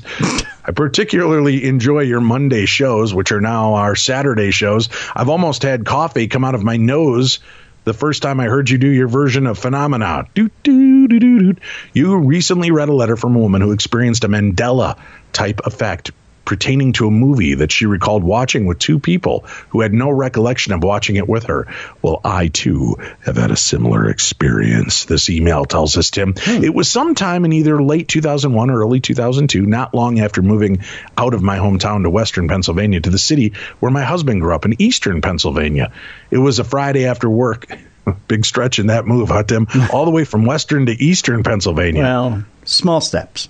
Speaking of, I've always been curious, whatever happened to East and West Dakota? I think they got lost in the big war, Dave. Is that what happened? Yeah. They were just absorbed? They were just absorbed, yeah. Wow, the plumping of North and South Dakota by absorbing East and West? Yeah, the big war took them. It was a Friday after work, and my husband and I had gone to a local video store to pick up some movies to watch over the weekend. As usual, we walked through the store together, talking about which movies looked great, and we ultimately picked 4 movies to rent. After checking out, we went to the car. My husband got in the driver's seat, and I in the passenger seat. He handed me the movies. I saw that there were only 3, and I told him to wait a minute because the clerk forgot to give us one of the DVDs. He looked at me all puzzled and said, "No, all 3 are here." He had no recollection of our conversation about the 4th movie. I remember talking about actors, seeing the commercials, and I read him the synopsis on the back of the box. We were together the entire time. We were in there. He didn't put it back when I wasn't looking, and I remembered him putting all 4 on the counter. By the way, it was Dracula. Well, that's probably why. If it was that crappy Bram Stoker's Dracula, the fates were intervening in your favor. That's all I'm going to say. It has become a running joke in the family that I am from a different universe or parallel dimension or alternate timeline. That movie store incident was just the first, but not the last. Most are little things that could easily be dismissed, like differences in the names of books or TV shows or what stores used to be in the mall. A slightly more noteworthy example is that the band King Crimson didn't exist in my world. I'm sure I would have heard of them given my taste in music, the people I used to hang out with in high school, and my love of Stephen King. And without giving a number, they would have been releasing albums when I was a teen. But the other, even more notable thing involves a bolt of lightning. Well, first of all, I've never heard of King Crimson, Tim. Does that mean that I'm from an alternate reality? Must have, because King Crimson existed in all universes. I don't believe that to be true, Tim. Google it. Pardon me? No, seriously, Google it. Pardon me? King Crimson. King Crimson was, I mean, mind you, they were a fringe metal band, but they existed. Were you smoking the geef at that time, Tim, when they quote-unquote existed? Nope.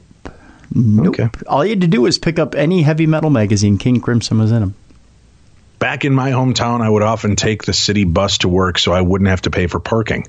My kids knew when to expect me and would often watch for me from my daughter's third-floor bedroom. According to my 2 oldest kids, when my daughter was 11 and my son was 8, they were watching for me during a bad thunderstorm. As I was hurrying home through the rain, a tall tree alongside the street near the middle of the block was struck by lightning. They said I was almost underneath it. I'm a fairly observant person, but even I wasn't, I'm sure.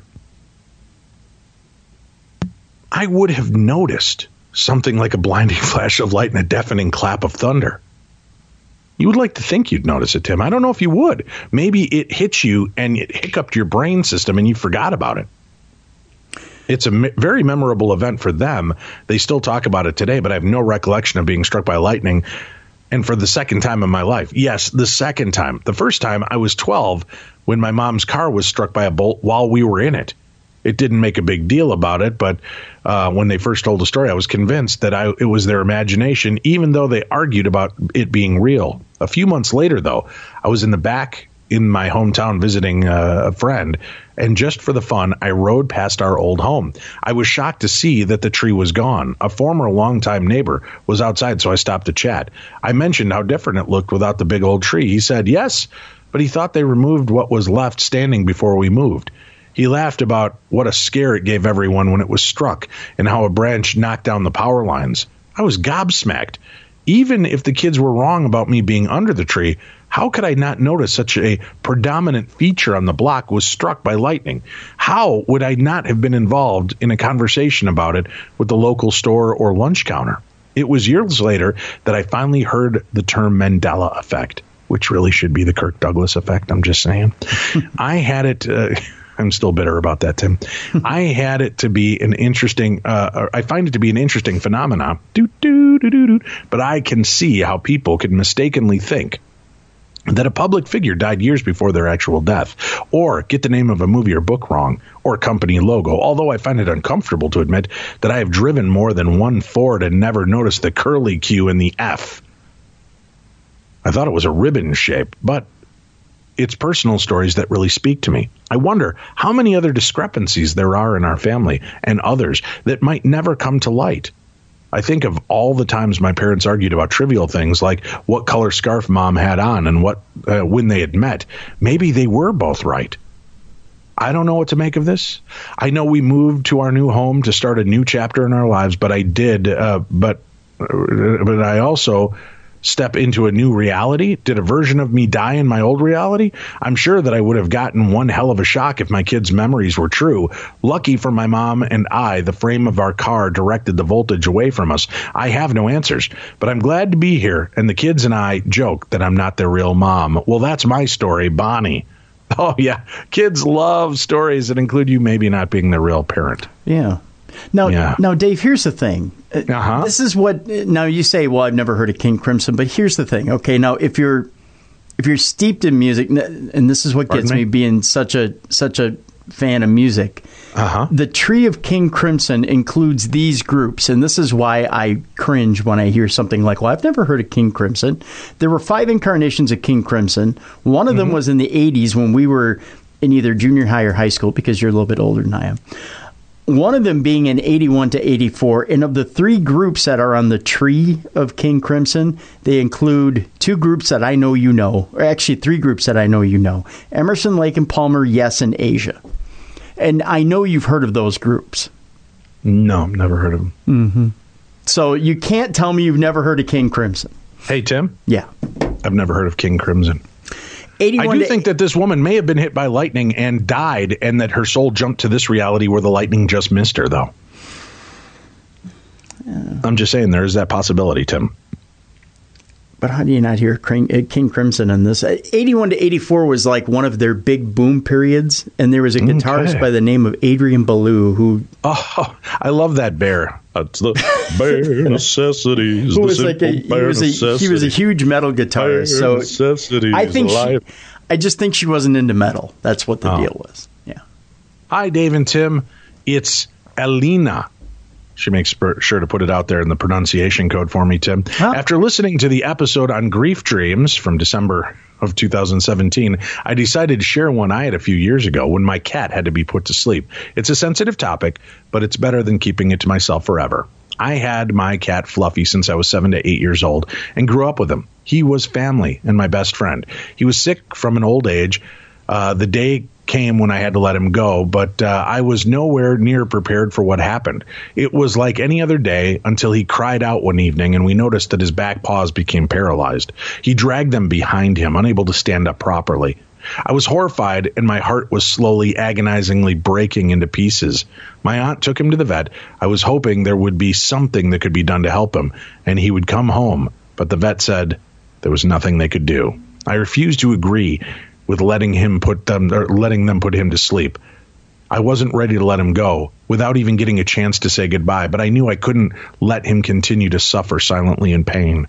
I was in so much despair and felt guilt that there wasn't more that I could have done.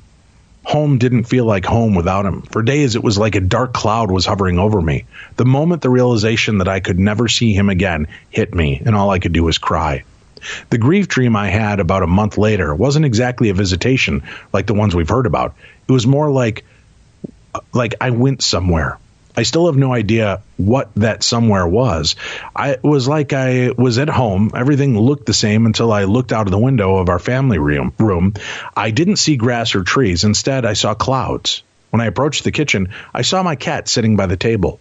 He was literally glowing, and I remember feeling relief and happiness to see him again. My mom was even there, and for some reason, she looked at me concerned, asking if I was okay. At that very moment, it felt like air was being pushed back into my body. Maybe it was my soul that I felt. I woke up feeling stunned. Following the dream, I felt a little unsettled because it was nothing I'd ever experienced before. Things shifted, though. It didn't feel as dark as it did before, and my heart felt lighter. I don't believe in the saying, time heals all wounds. I feel like we just learn to live with it because there's no other choice, especially when it comes to death. We're so caught up in the living life and everything in such a constant motion, time completely seems to stop once we lose anyone we love, whether it be our animal companion or a person. There's only one thing that gives me some comfort. We brought his body home and buried him by our house, so in some sense, he is still always with us. I hope this wasn't too long. Thank you for taking the time to read my story. Please never stop doing the show. Well, that's not our plan, Alina. We'll be around as long as you will. Thank you for tuning in and making that part of your world. We do appreciate that. Let's go on, Tim. A couple more stories here. Okay. Hello, Dave. Just Dave. That's where it stops. Right there, though. Hold tight, Tim. I think there's some redemption in this letter. Okay. Hello, Dave. I've been listening to your show for about a year. Just decided to write in a story. I'm 24 now, but I've had experiences with the paranormal since I was 5 years old on a regular basis, so it's hard to just pick one story to tell you, but I think I have one that stands out above the rest simply because of the backstory, not just how horrifying it was for me. Me and my ex-girlfriend were together 8 years on and off very frequently. I would say it felt more off than on. Also, my ex-girlfriend is bisexual. I like where this story's going, Tim. Well, after one of my many breakups, she found herself engaged to a woman. They ended up living together. Well, one day while I was at home, I received a phone call from a number I didn't know, so I answered it. It was my ex-girlfriend. She had terrible news. She told me that her fiancé had killed herself. Okay, I don't like where this is going. No. This phone call took place a couple months after the death. So a couple months later, she ended up coming over to see me, which led to her sleeping over. We fell asleep around 12 a.m. I woke up before she did, and when I looked to my left, I saw a giant black shadow-like figure standing next to me while I was sleeping. I was terrified, and I grabbed my ex-girlfriend, put my head under the blanket, and squeezed her hard enough to wake her up. A little later that day, I explained to her what happened. She was a bit freaked out, but we just chalked it up to my eyes being fuzzy after sleeping for 8 hours and being in a dark room. Well, later that day, she was in the bathroom brushing her teeth, and I followed her in to shave. And what happened there is absolutely unexplainable. A bottle of body wash that sat stationary on the bathtub for weeks was suddenly thrown directly at her with force. She moved out of the way, and she stopped and looked at me with terror in her eyes. Her ex-fiancé didn't like me at all, and I knew there were other spirits in that house, but this had been what seemed to be a very angry tone. And after seeing the poltergeist-like activity, that night told me that what I saw in the morning was exactly what I thought it was. Her ex was pissed that I was back in her life and taking her anger out on us. Got more stories if you want to hear them. Just let me know. Thank you, Dave and Tim. See? Addresses me up front and then gives you the tip of the hat at the end of the story. Well, I don't care about that. What I want to know is how did it end up? I think you just told us. We want more stories. We have to let them know. We want more stories. Update us, man. Yeah. Stop teasing us all the time, people. I mean, are they still together? Is the activity still going on? What's going on with that deal? I'm not sure. Hey, Dave. That's how this email starts off, Tim. Mm-hmm. But don't worry, there's redemption. Apparently, I never sent this email, and it's been sitting in my draft folder since last January. I'm such an airhead. I recently found it, so I decided to send it to you, even though it's a year old. Keep in mind, it's referring to an episode from Darkness on the Edge of Town podcast. Thanks for being awesome. That comes from Carmen. The letter then begins, Hi, Dave and Tim. Hi. My husband is a police officer and started listening to your show when he was working nights in 2006. I, however, didn't start listening until about 3 years ago, and now I'm hooked. My drive to work would not be complete without listening to an episode of your show. Thank you for keeping me entertained and engaged during my long commute. We had an experience this morning that I wanted to share with you. It relates to the show you did this past Wednesday with Trish and Rob McGregor. Again, folks, remember this email was written long ago. Let me start by saying I'm more interested in some of your topics than others. I prefer ghosts to Bigfoot, aliens, or psychics, so I wasn't super excited about the topic when I got into the car Thursday morning and turned on your show. Suddenly, this is turning into kind of a backhanded compliment, Tim. I was pleasantly surprised, though, to find out how fascinated I was by what they shared. I myself have never experienced a precognitive dream, but I have seen signs that when looking back on them in retrospect, I can see how they led up to certain events in my life. Today, however, was totally different. My husband always wakes up at 4:20 a.m. to get ready for work. This morning, he was awakened at 4:16 a.m. from a dream he was having. It upset him so much that he was crying and shaken. Not typical behavior for this big tough guy. He kissed me repeatedly goodbye before he left. When I woke up at 5:30, I texted him to ask what his dream was about. He wouldn't tell me via text, so I called him on my way to work. He told me that in the dream I had some kind of illness or possibly a stroke, but for whatever reason, I was in a comatose state. My body was there, but my spirit was gone, and he was just waiting for me to die. I remember Wednesday's show and was worried this might be a precognitive dream, so I drove extra carefully to my sister's house. My sister and I are teachers, and we carpool to work. When we were driving on the freeway, chatting about our students and how glad we were that it was Friday, my husband called. He told me that his friend Ken's wife, Tim, was in a coma at the hospital, and that the doctors were deciding whether to remove her from life support. Apparently, she got into a really bad headache yesterday. She just got up, got some pain meds, and felt like she was going to vomit, so she went to the bathroom. She collapsed in the bathroom, so Ken called 911. Turns out she had an aneurysm, and her brain bled so much that it collapsed onto her brainstem. There was nothing the doctors could do for her. Like me, Timmy was a teacher. She taught special education at a local high school and just retired last year. She was a wonderful, kind, compassionate human being. Ken is recently retired from the police force. Timmy is Ken's whole world. They have big plans for their retirement years, but now those plans are just dreams that will never come true. I don't know what Ken will do without Timmy. The events in that dream my husband had were just too close to what happened with our friends to dismiss. I can't explain it. He's always experienced more signs and weird things than I have, so I'm wondering if this is a skill that he can hone with some effort. He always said that his grandmother and great-grandmother were more of a bit psychic, and after listening to last night's show, Kitty Jost Janus, I think it may be possible. As always, hug your loved ones a little bit tighter and be sure to let them know how you feel. Never take life for granted and be grateful for everything you have. Be kind to others and don't sweat the small stuff. Thanks for letting me share my story. Love you guys. Carmen in Somerset, California. Thank you, Carmen, and thank your husband for tuning in and sharing our show with you. We're down to 3 stories, Tim. That's it. 3 more stories and we're done. All right. Okay, guys. It's a good start off. Here we go. A good story. Hope you enjoy it. We'll be the judge of if it's a good story or not. Just slow your roll there, Randy. Growing up in the Richmond, Virginia area, there were a lot of old forgotten family graveyards about. I grew up in an area which was once a plantation, and there was an old family graveyard in the subdivision. My closest friends and I would walk through this graveyard en route to a large open field that was overgrown. My guess, old planting fields. As a young man, 14-ish, my friends and I would visit on occasion to the old forgotten graveyard in the neighborhood. The last time my closest friend's brother and I went there, a few kids tagged along. When entering the graveyard en route to a nearly cleared field for a new housing subdivision, the new kids began to kick and break in remaining tombstones and relieve themselves all about the graveyard. I did not partake in any of this, but later realized that it did not matter. That evening at bedtime, my friend and my brother went to bed. My brother was in bed, and my friend and I shared a bed. Insert joke here. I slept at the foot of the bed, and he puts that in there, not me. I slept at the foot of the bed. My friend was laying at the head of the bed.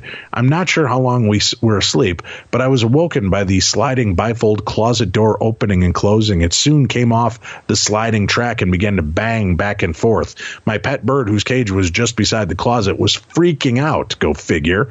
I was paralyzed with fear as I saw the closet door opening and banging closed. I rolled over to face the bedroom wall so not to see the door. This was not a good move as the door stopped banging, and then I felt someone or something set on the foot of the bed. It was so apparent that I started to roll over because of the bed being pushed down by the weight of whatever was there. Yep, I pissed myself and passed out.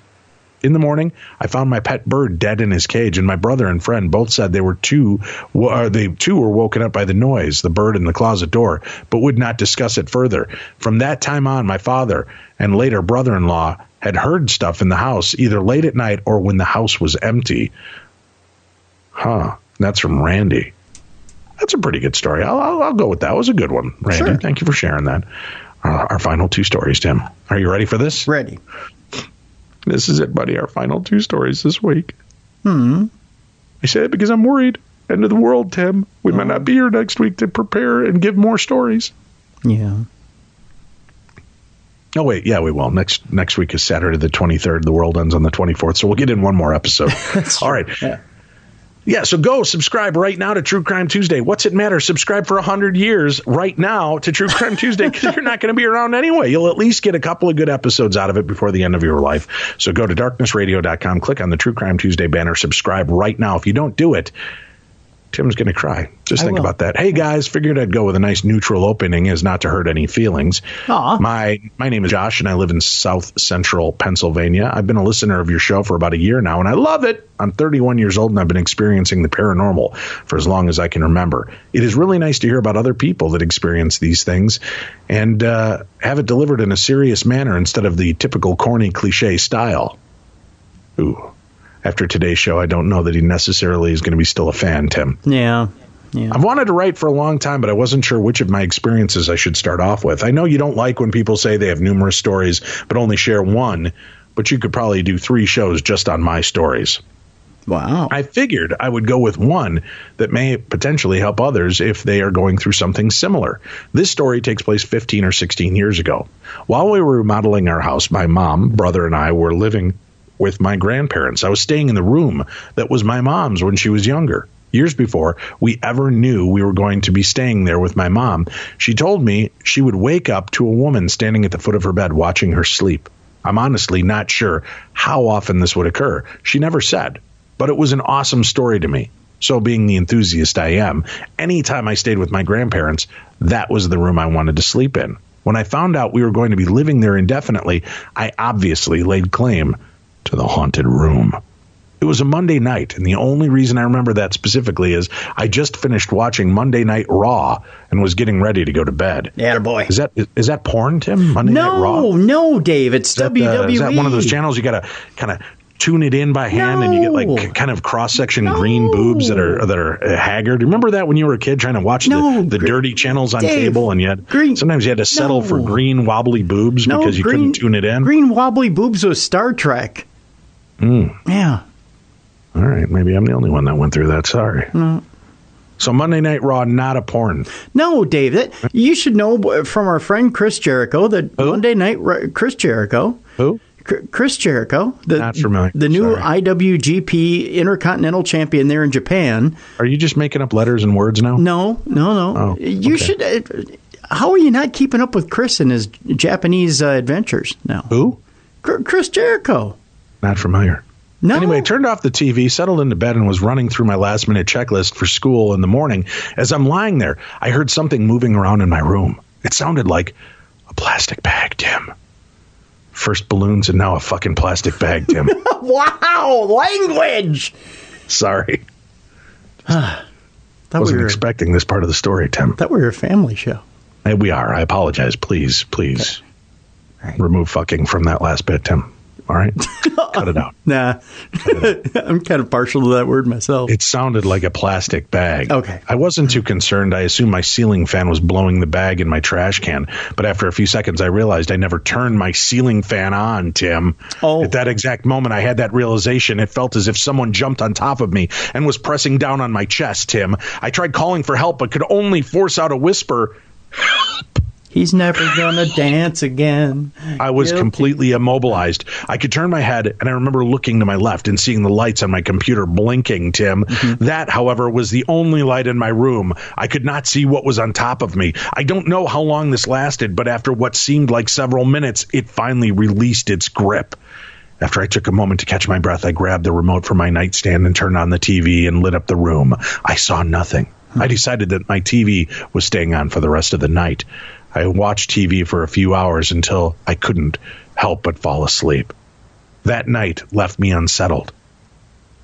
And to be completely honest, I slept with my TV on every night for years. Nothing like that has ever happened to me again since. Until the very night I decided it was ridiculous for an almost 18-year-old to be afraid to sleep with, to be afraid and only sleep with his TV on. By this time, our house was finished, and we were living in it for over a year. The renovation seemed to stir up some activity, but nothing like I'd ever felt threatened by. Stories for another email. Son of a bitch. This night was different than the first time. On this occasion, I had already been asleep. I sleep on my side. I always have. I remember waking up to the feeling of being pushed from my side to my back, and then the familiar feeling of someone pressing on my chest. Again, I had the heaviness on my chest, but I couldn't move my head, and I could move my arms and legs slightly. This time, it gave up much quicker. I turned on my TV, but again, I saw nothing.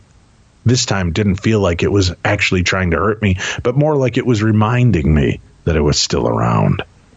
Since I was asleep when this happened, I didn't completely cross sleep paralysis off the list of possible explanations, although in my mind, I really wasn't convinced that it was.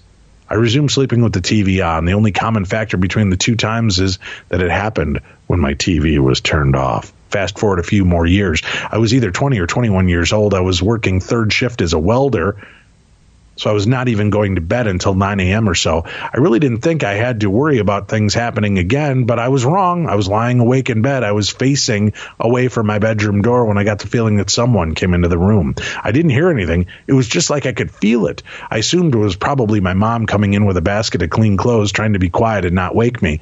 Well, after a few seconds, though, something didn't feel right. The air in the room started to feel heavy.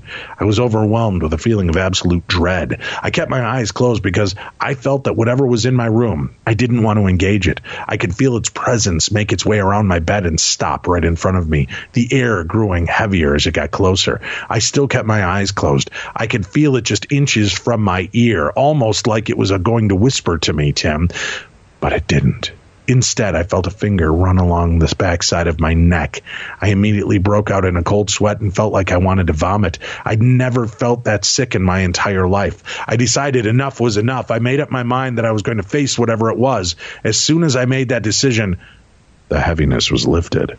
Before I could even open my eyes, everything felt normal again.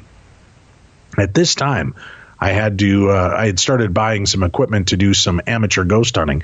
I set an audio recorder on the stand by my bed and finally went to sleep. When I woke up, I eagerly checked the recording. A few hours in, I finally came across something. I couldn't exactly make out what it was saying, but I could tell something was being said. I called my friend that I did my ghost hunting with and asked him to come over and listen to see if he could see what it said. I didn't give him any background information because I didn't want to influence what he may have heard. I could tell by his facial expression that he did hear something too, but he looked really confused. I asked what he thought it said. He told me that he heard didn't make sense to him, but it sounded like a woman kept saying, "Wake up, wake up," and it made perfect sense. I would have gladly shared this recording with you, but a few years ago, the external hard drive I kept all my paranormal investigating recordings on fried, and I lost all of that data. Wasn't that convenient? Son of a bitch. A few months later, wow. I was in a similar scenario. It was a daylight out, and I was sleeping after work. Once again, my sleep was interrupted by the feeling of being pushed onto my back and something pressing on my chest. I was conscious of the fact that it was daylight, and I opened my eyes because I finally wanted to see what this thing was that was harassing me for years. All I could see was what looked like a very thick fog. It was gray and featureless, but felt very fluid. I tried as hard as I could to push it off me, but I couldn't. After what seemed like forever, I was able to roll onto my side and force it off me. I felt so relieved, I rolled back onto my side to catch my breath. Instantly, I felt the sensation that it jumped on top of me again. This time, it felt more aggressive, as if it were angry that I wasn't fighting back, or that I was fighting back. Again, this time, with more ease, I rolled back to my side. I got up out of bed and started talking shit to whatever it was. Basically, I said I was able to beat it. It gave me its best, and I still won, so it could go F itself. May sound silly, but it felt great doing it. That was 10 years ago. And you can go by there yet. And there's a spot in the yard in the back of that shack where the ground is always wet. And on certain nights when the moon is right down by that dark wood path, you can hear 3 young men screaming, and you can hear one old man laugh. That's my ending of the story, Tim. That's not the official ending of the story. Oh, I see. I was giving you a little bit of woolly swamp there. I was going to say, that sounded pretty poetic for the end of From the CDB. Yeah, you know me. Charlie Daniels Band, Tim. I see that, yeah. The story goes on. That was about 10 years ago. I've not had a similar experience since then. I'm not afraid of it anymore. Whatever it was or they are can be beat. I've been on numerous paranormal investigations, and I find that whatever spirits may be around do not mess with me the way that they do with other people. And I honestly believe it's because I'm not afraid of them. I've stood beside people that got scratched, pushed, hair pulled, and grabbed, and none of that has ever happened to me. I just want people to know that they don't have to be afraid. You don't have to feel helpless in this situation. Since I'm on a roll, I'll type up one more story quickly. This one is less exciting, but possibly more intriguing. A couple of years ago, while I was going to college, I worked as a security guard at a local factory. I loved working weekends because I would be the only person on the entire campus in the evenings and weekends. When the ladies in human resources weren't in, the phone calls would come to me, and I played secretary. If it was an internal call, an extension number would be displayed. If it was an outside call, nothing would show up on the display. I was working the graveyard shift, and as I said, I was completely alone. Sometime between 2 a.m., my phone rang, which wasn't incredibly strange because my friends would call me to BS all the time when they knew I was working. When I went to answer, I noticed the extension 279 came up. I hesitated. I never saw that extension come up. I didn't see anyone come in. I looked out my window and didn't see a car in the parking lot. I figured out one of the maintenance guys must have come in to do some work while the machines were turned off. I picked up and went to answer, but as soon as I put the phone to my ear, all I could hear was very loud static. I hung up. Before dialing the extension back, I decided to check my index to see who it was. There was no extension 279. I tried calling it back and got an automated message telling me there was no active line at that extension, which explains why I never saw it before. I thought maybe I was having a moment of lysdexia, and I figured I just read the number wrong. I called the extension to connect to the PA system and asked that whoever tried to call me do it from a different extension. I waited a few minutes, but never got a response. I grabbed my flashlight and took a walk. I walked around the first building to a smaller parking lot between the buildings that was used mostly by the higher-ups. It was hidden from my guard post, so if anybody did come in when I stepped into the restroom, I would have never known it if they parked there. No car, none of the lights in either building were on. Nevertheless, I walked into the far building where most of the offices were, but there was not a soul to be found. I returned to my post, and the rest of the night finished without incident. I asked a few of the other guards if they ever had similar experiences, but none of them have. I told a friend of mine that occasionally came out there to where I worked to visit about what happened. He didn't believe me. I thought maybe it was just some sort of glitch in the phone system, so I wrote it off and moved on with life. A few weeks later, said friend was hanging out with me at work around 3 a.m. when my phone rang. I went to answer it and saw extension. Yeah, you guessed it, 279.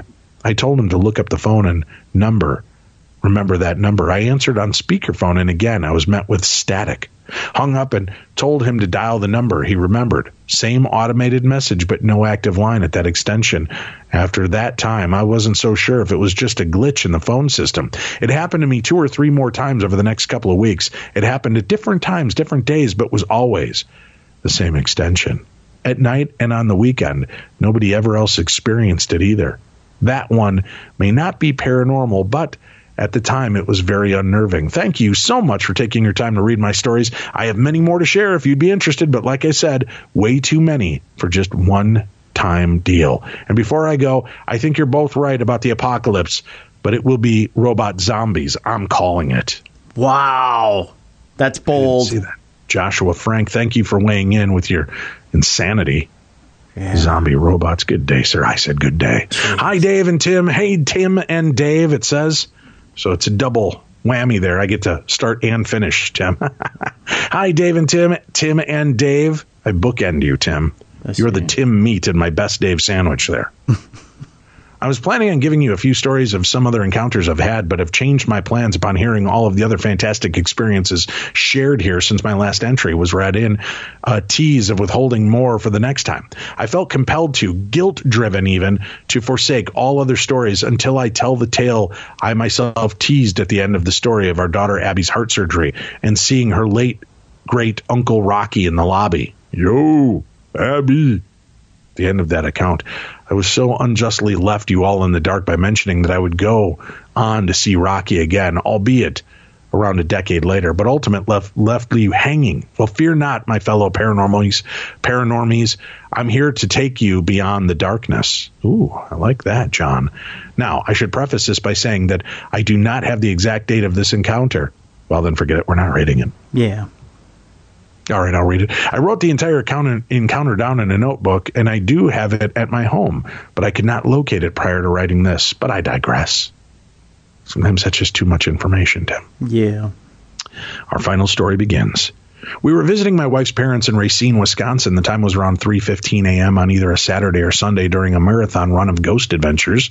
All the lights, save for one in the kitchen and over the aquarium, which sat opposite to my right, respectively, were off.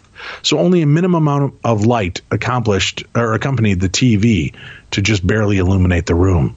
I was the only one awake in the house. As I immersed myself in whatever history Zach Bagans relayed about the particular location at which they were about to be locked down in that night, I noticed something very strange emerging from the hallway out of the corner of my eye. I turned my attention away from the show that was immediately dumbstruck as I saw a large orb float into the room, Tim. Now, watching paranormal stuff tends to open my perceptions to that kind of thing. I blinked hard, thinking that whatever it was I was seeing was an abnormality brought on by this overly alert state of mind. I was further stunned and thrilled to see the orb continued its leisurely trip through the room, not 7 feet from where I silently sat and watched, observing some details about it. First, its appearance was that of a smoke-filled soap bubble that was roughly, Stoner. How many people really blow smoke into bubbles, Stoner? Tim? Maybe on weekends when I'm bored. And with clearly defined edges of its 2/3 up its surface, the remaining third at the bottom had none. Instead, the smoky essence seemed to bleed out into the air through this space. Using the DVD cabinets behind it, I could determine that it was keeping a smooth pace on a flat trajectory at about 6 feet 2 above the floor. Its progress made me believe it was almost comfortable moving about the house. It also had a distinct electric blue hue, something that at the time seemed somewhat interesting and otherwise irrelevant. As I sat there in disbelief, a sense of awkwardness inexplicably washed over me, and the orb, apparently realizing someone was watching it, abruptly stopped. A moment went by, and it sank to the floor and disappeared into the carpet, and as quickly as it came, the sense of awkwardness with it went. I jumped up from the couch and rushed to the spot where I saw it drop, reaching my arms around the area to see if I could feel any signs of static electricity. I've heard so many people claim accompany this type of phenomena. Do-do-do-do-do. Phenomena. Do-do-do-do. I said phenomena. Do-do-do-do-do-do-do-do-do-do-do-do-do-do. I didn't feel anything unusual, but I sure saw something unsettling as the door to my in-law's bedroom suddenly opened to reveal my half-dressed father-in-law standing there. Ew. A confused look on his face as he obviously saw me flailing about. Ew. "What are you doing?" came the obvious question. I was so excited, though, I didn't miss a beat. "There was an orb," I blurted. A big one." "A what?" he asked groggily, coming down the hallway toward me. I barely noticed. I was too busy scanning the surrounding carpet to see if the thing had somewhat eluded me along the floor. "An orb," I repeated. Mm-hmm. "It came from the hall and looked like it was headed for the door, but it stopped and dropped right here." I emphasized the area in question with my hands. "And it was this high," I added, elevating a hand to the previous position. My father-in-law, now beside me, studied the measurement intently. "That's Rocky's height," he said. After a moment, I just looked at him, puzzled at the oddly specific comment, and asked why he would say that.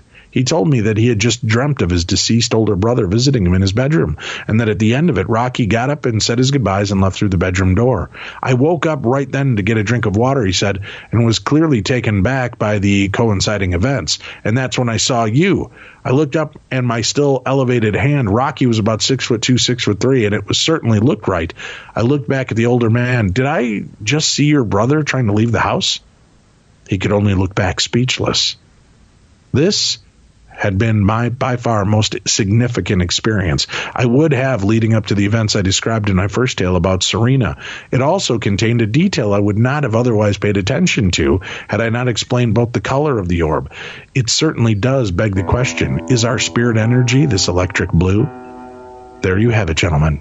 I'll be back with more encounters at another time. Dun, dun, dun. It says add dramatic music, so I'm trying to follow the lead. Oh, yeah. That comes from John in Janesville, Tim. Don't you tell us how to do the show, John in Janesville. Right. That's it for today. We'll be back tomorrow with more of the best in Paranormal Talk Radio. I'm Dave Schrader, and that is... I'm Tim Dennis. Yes, you are. You've been listening to the best in Paranormal Talk Radio. This is Beyond the Darkness.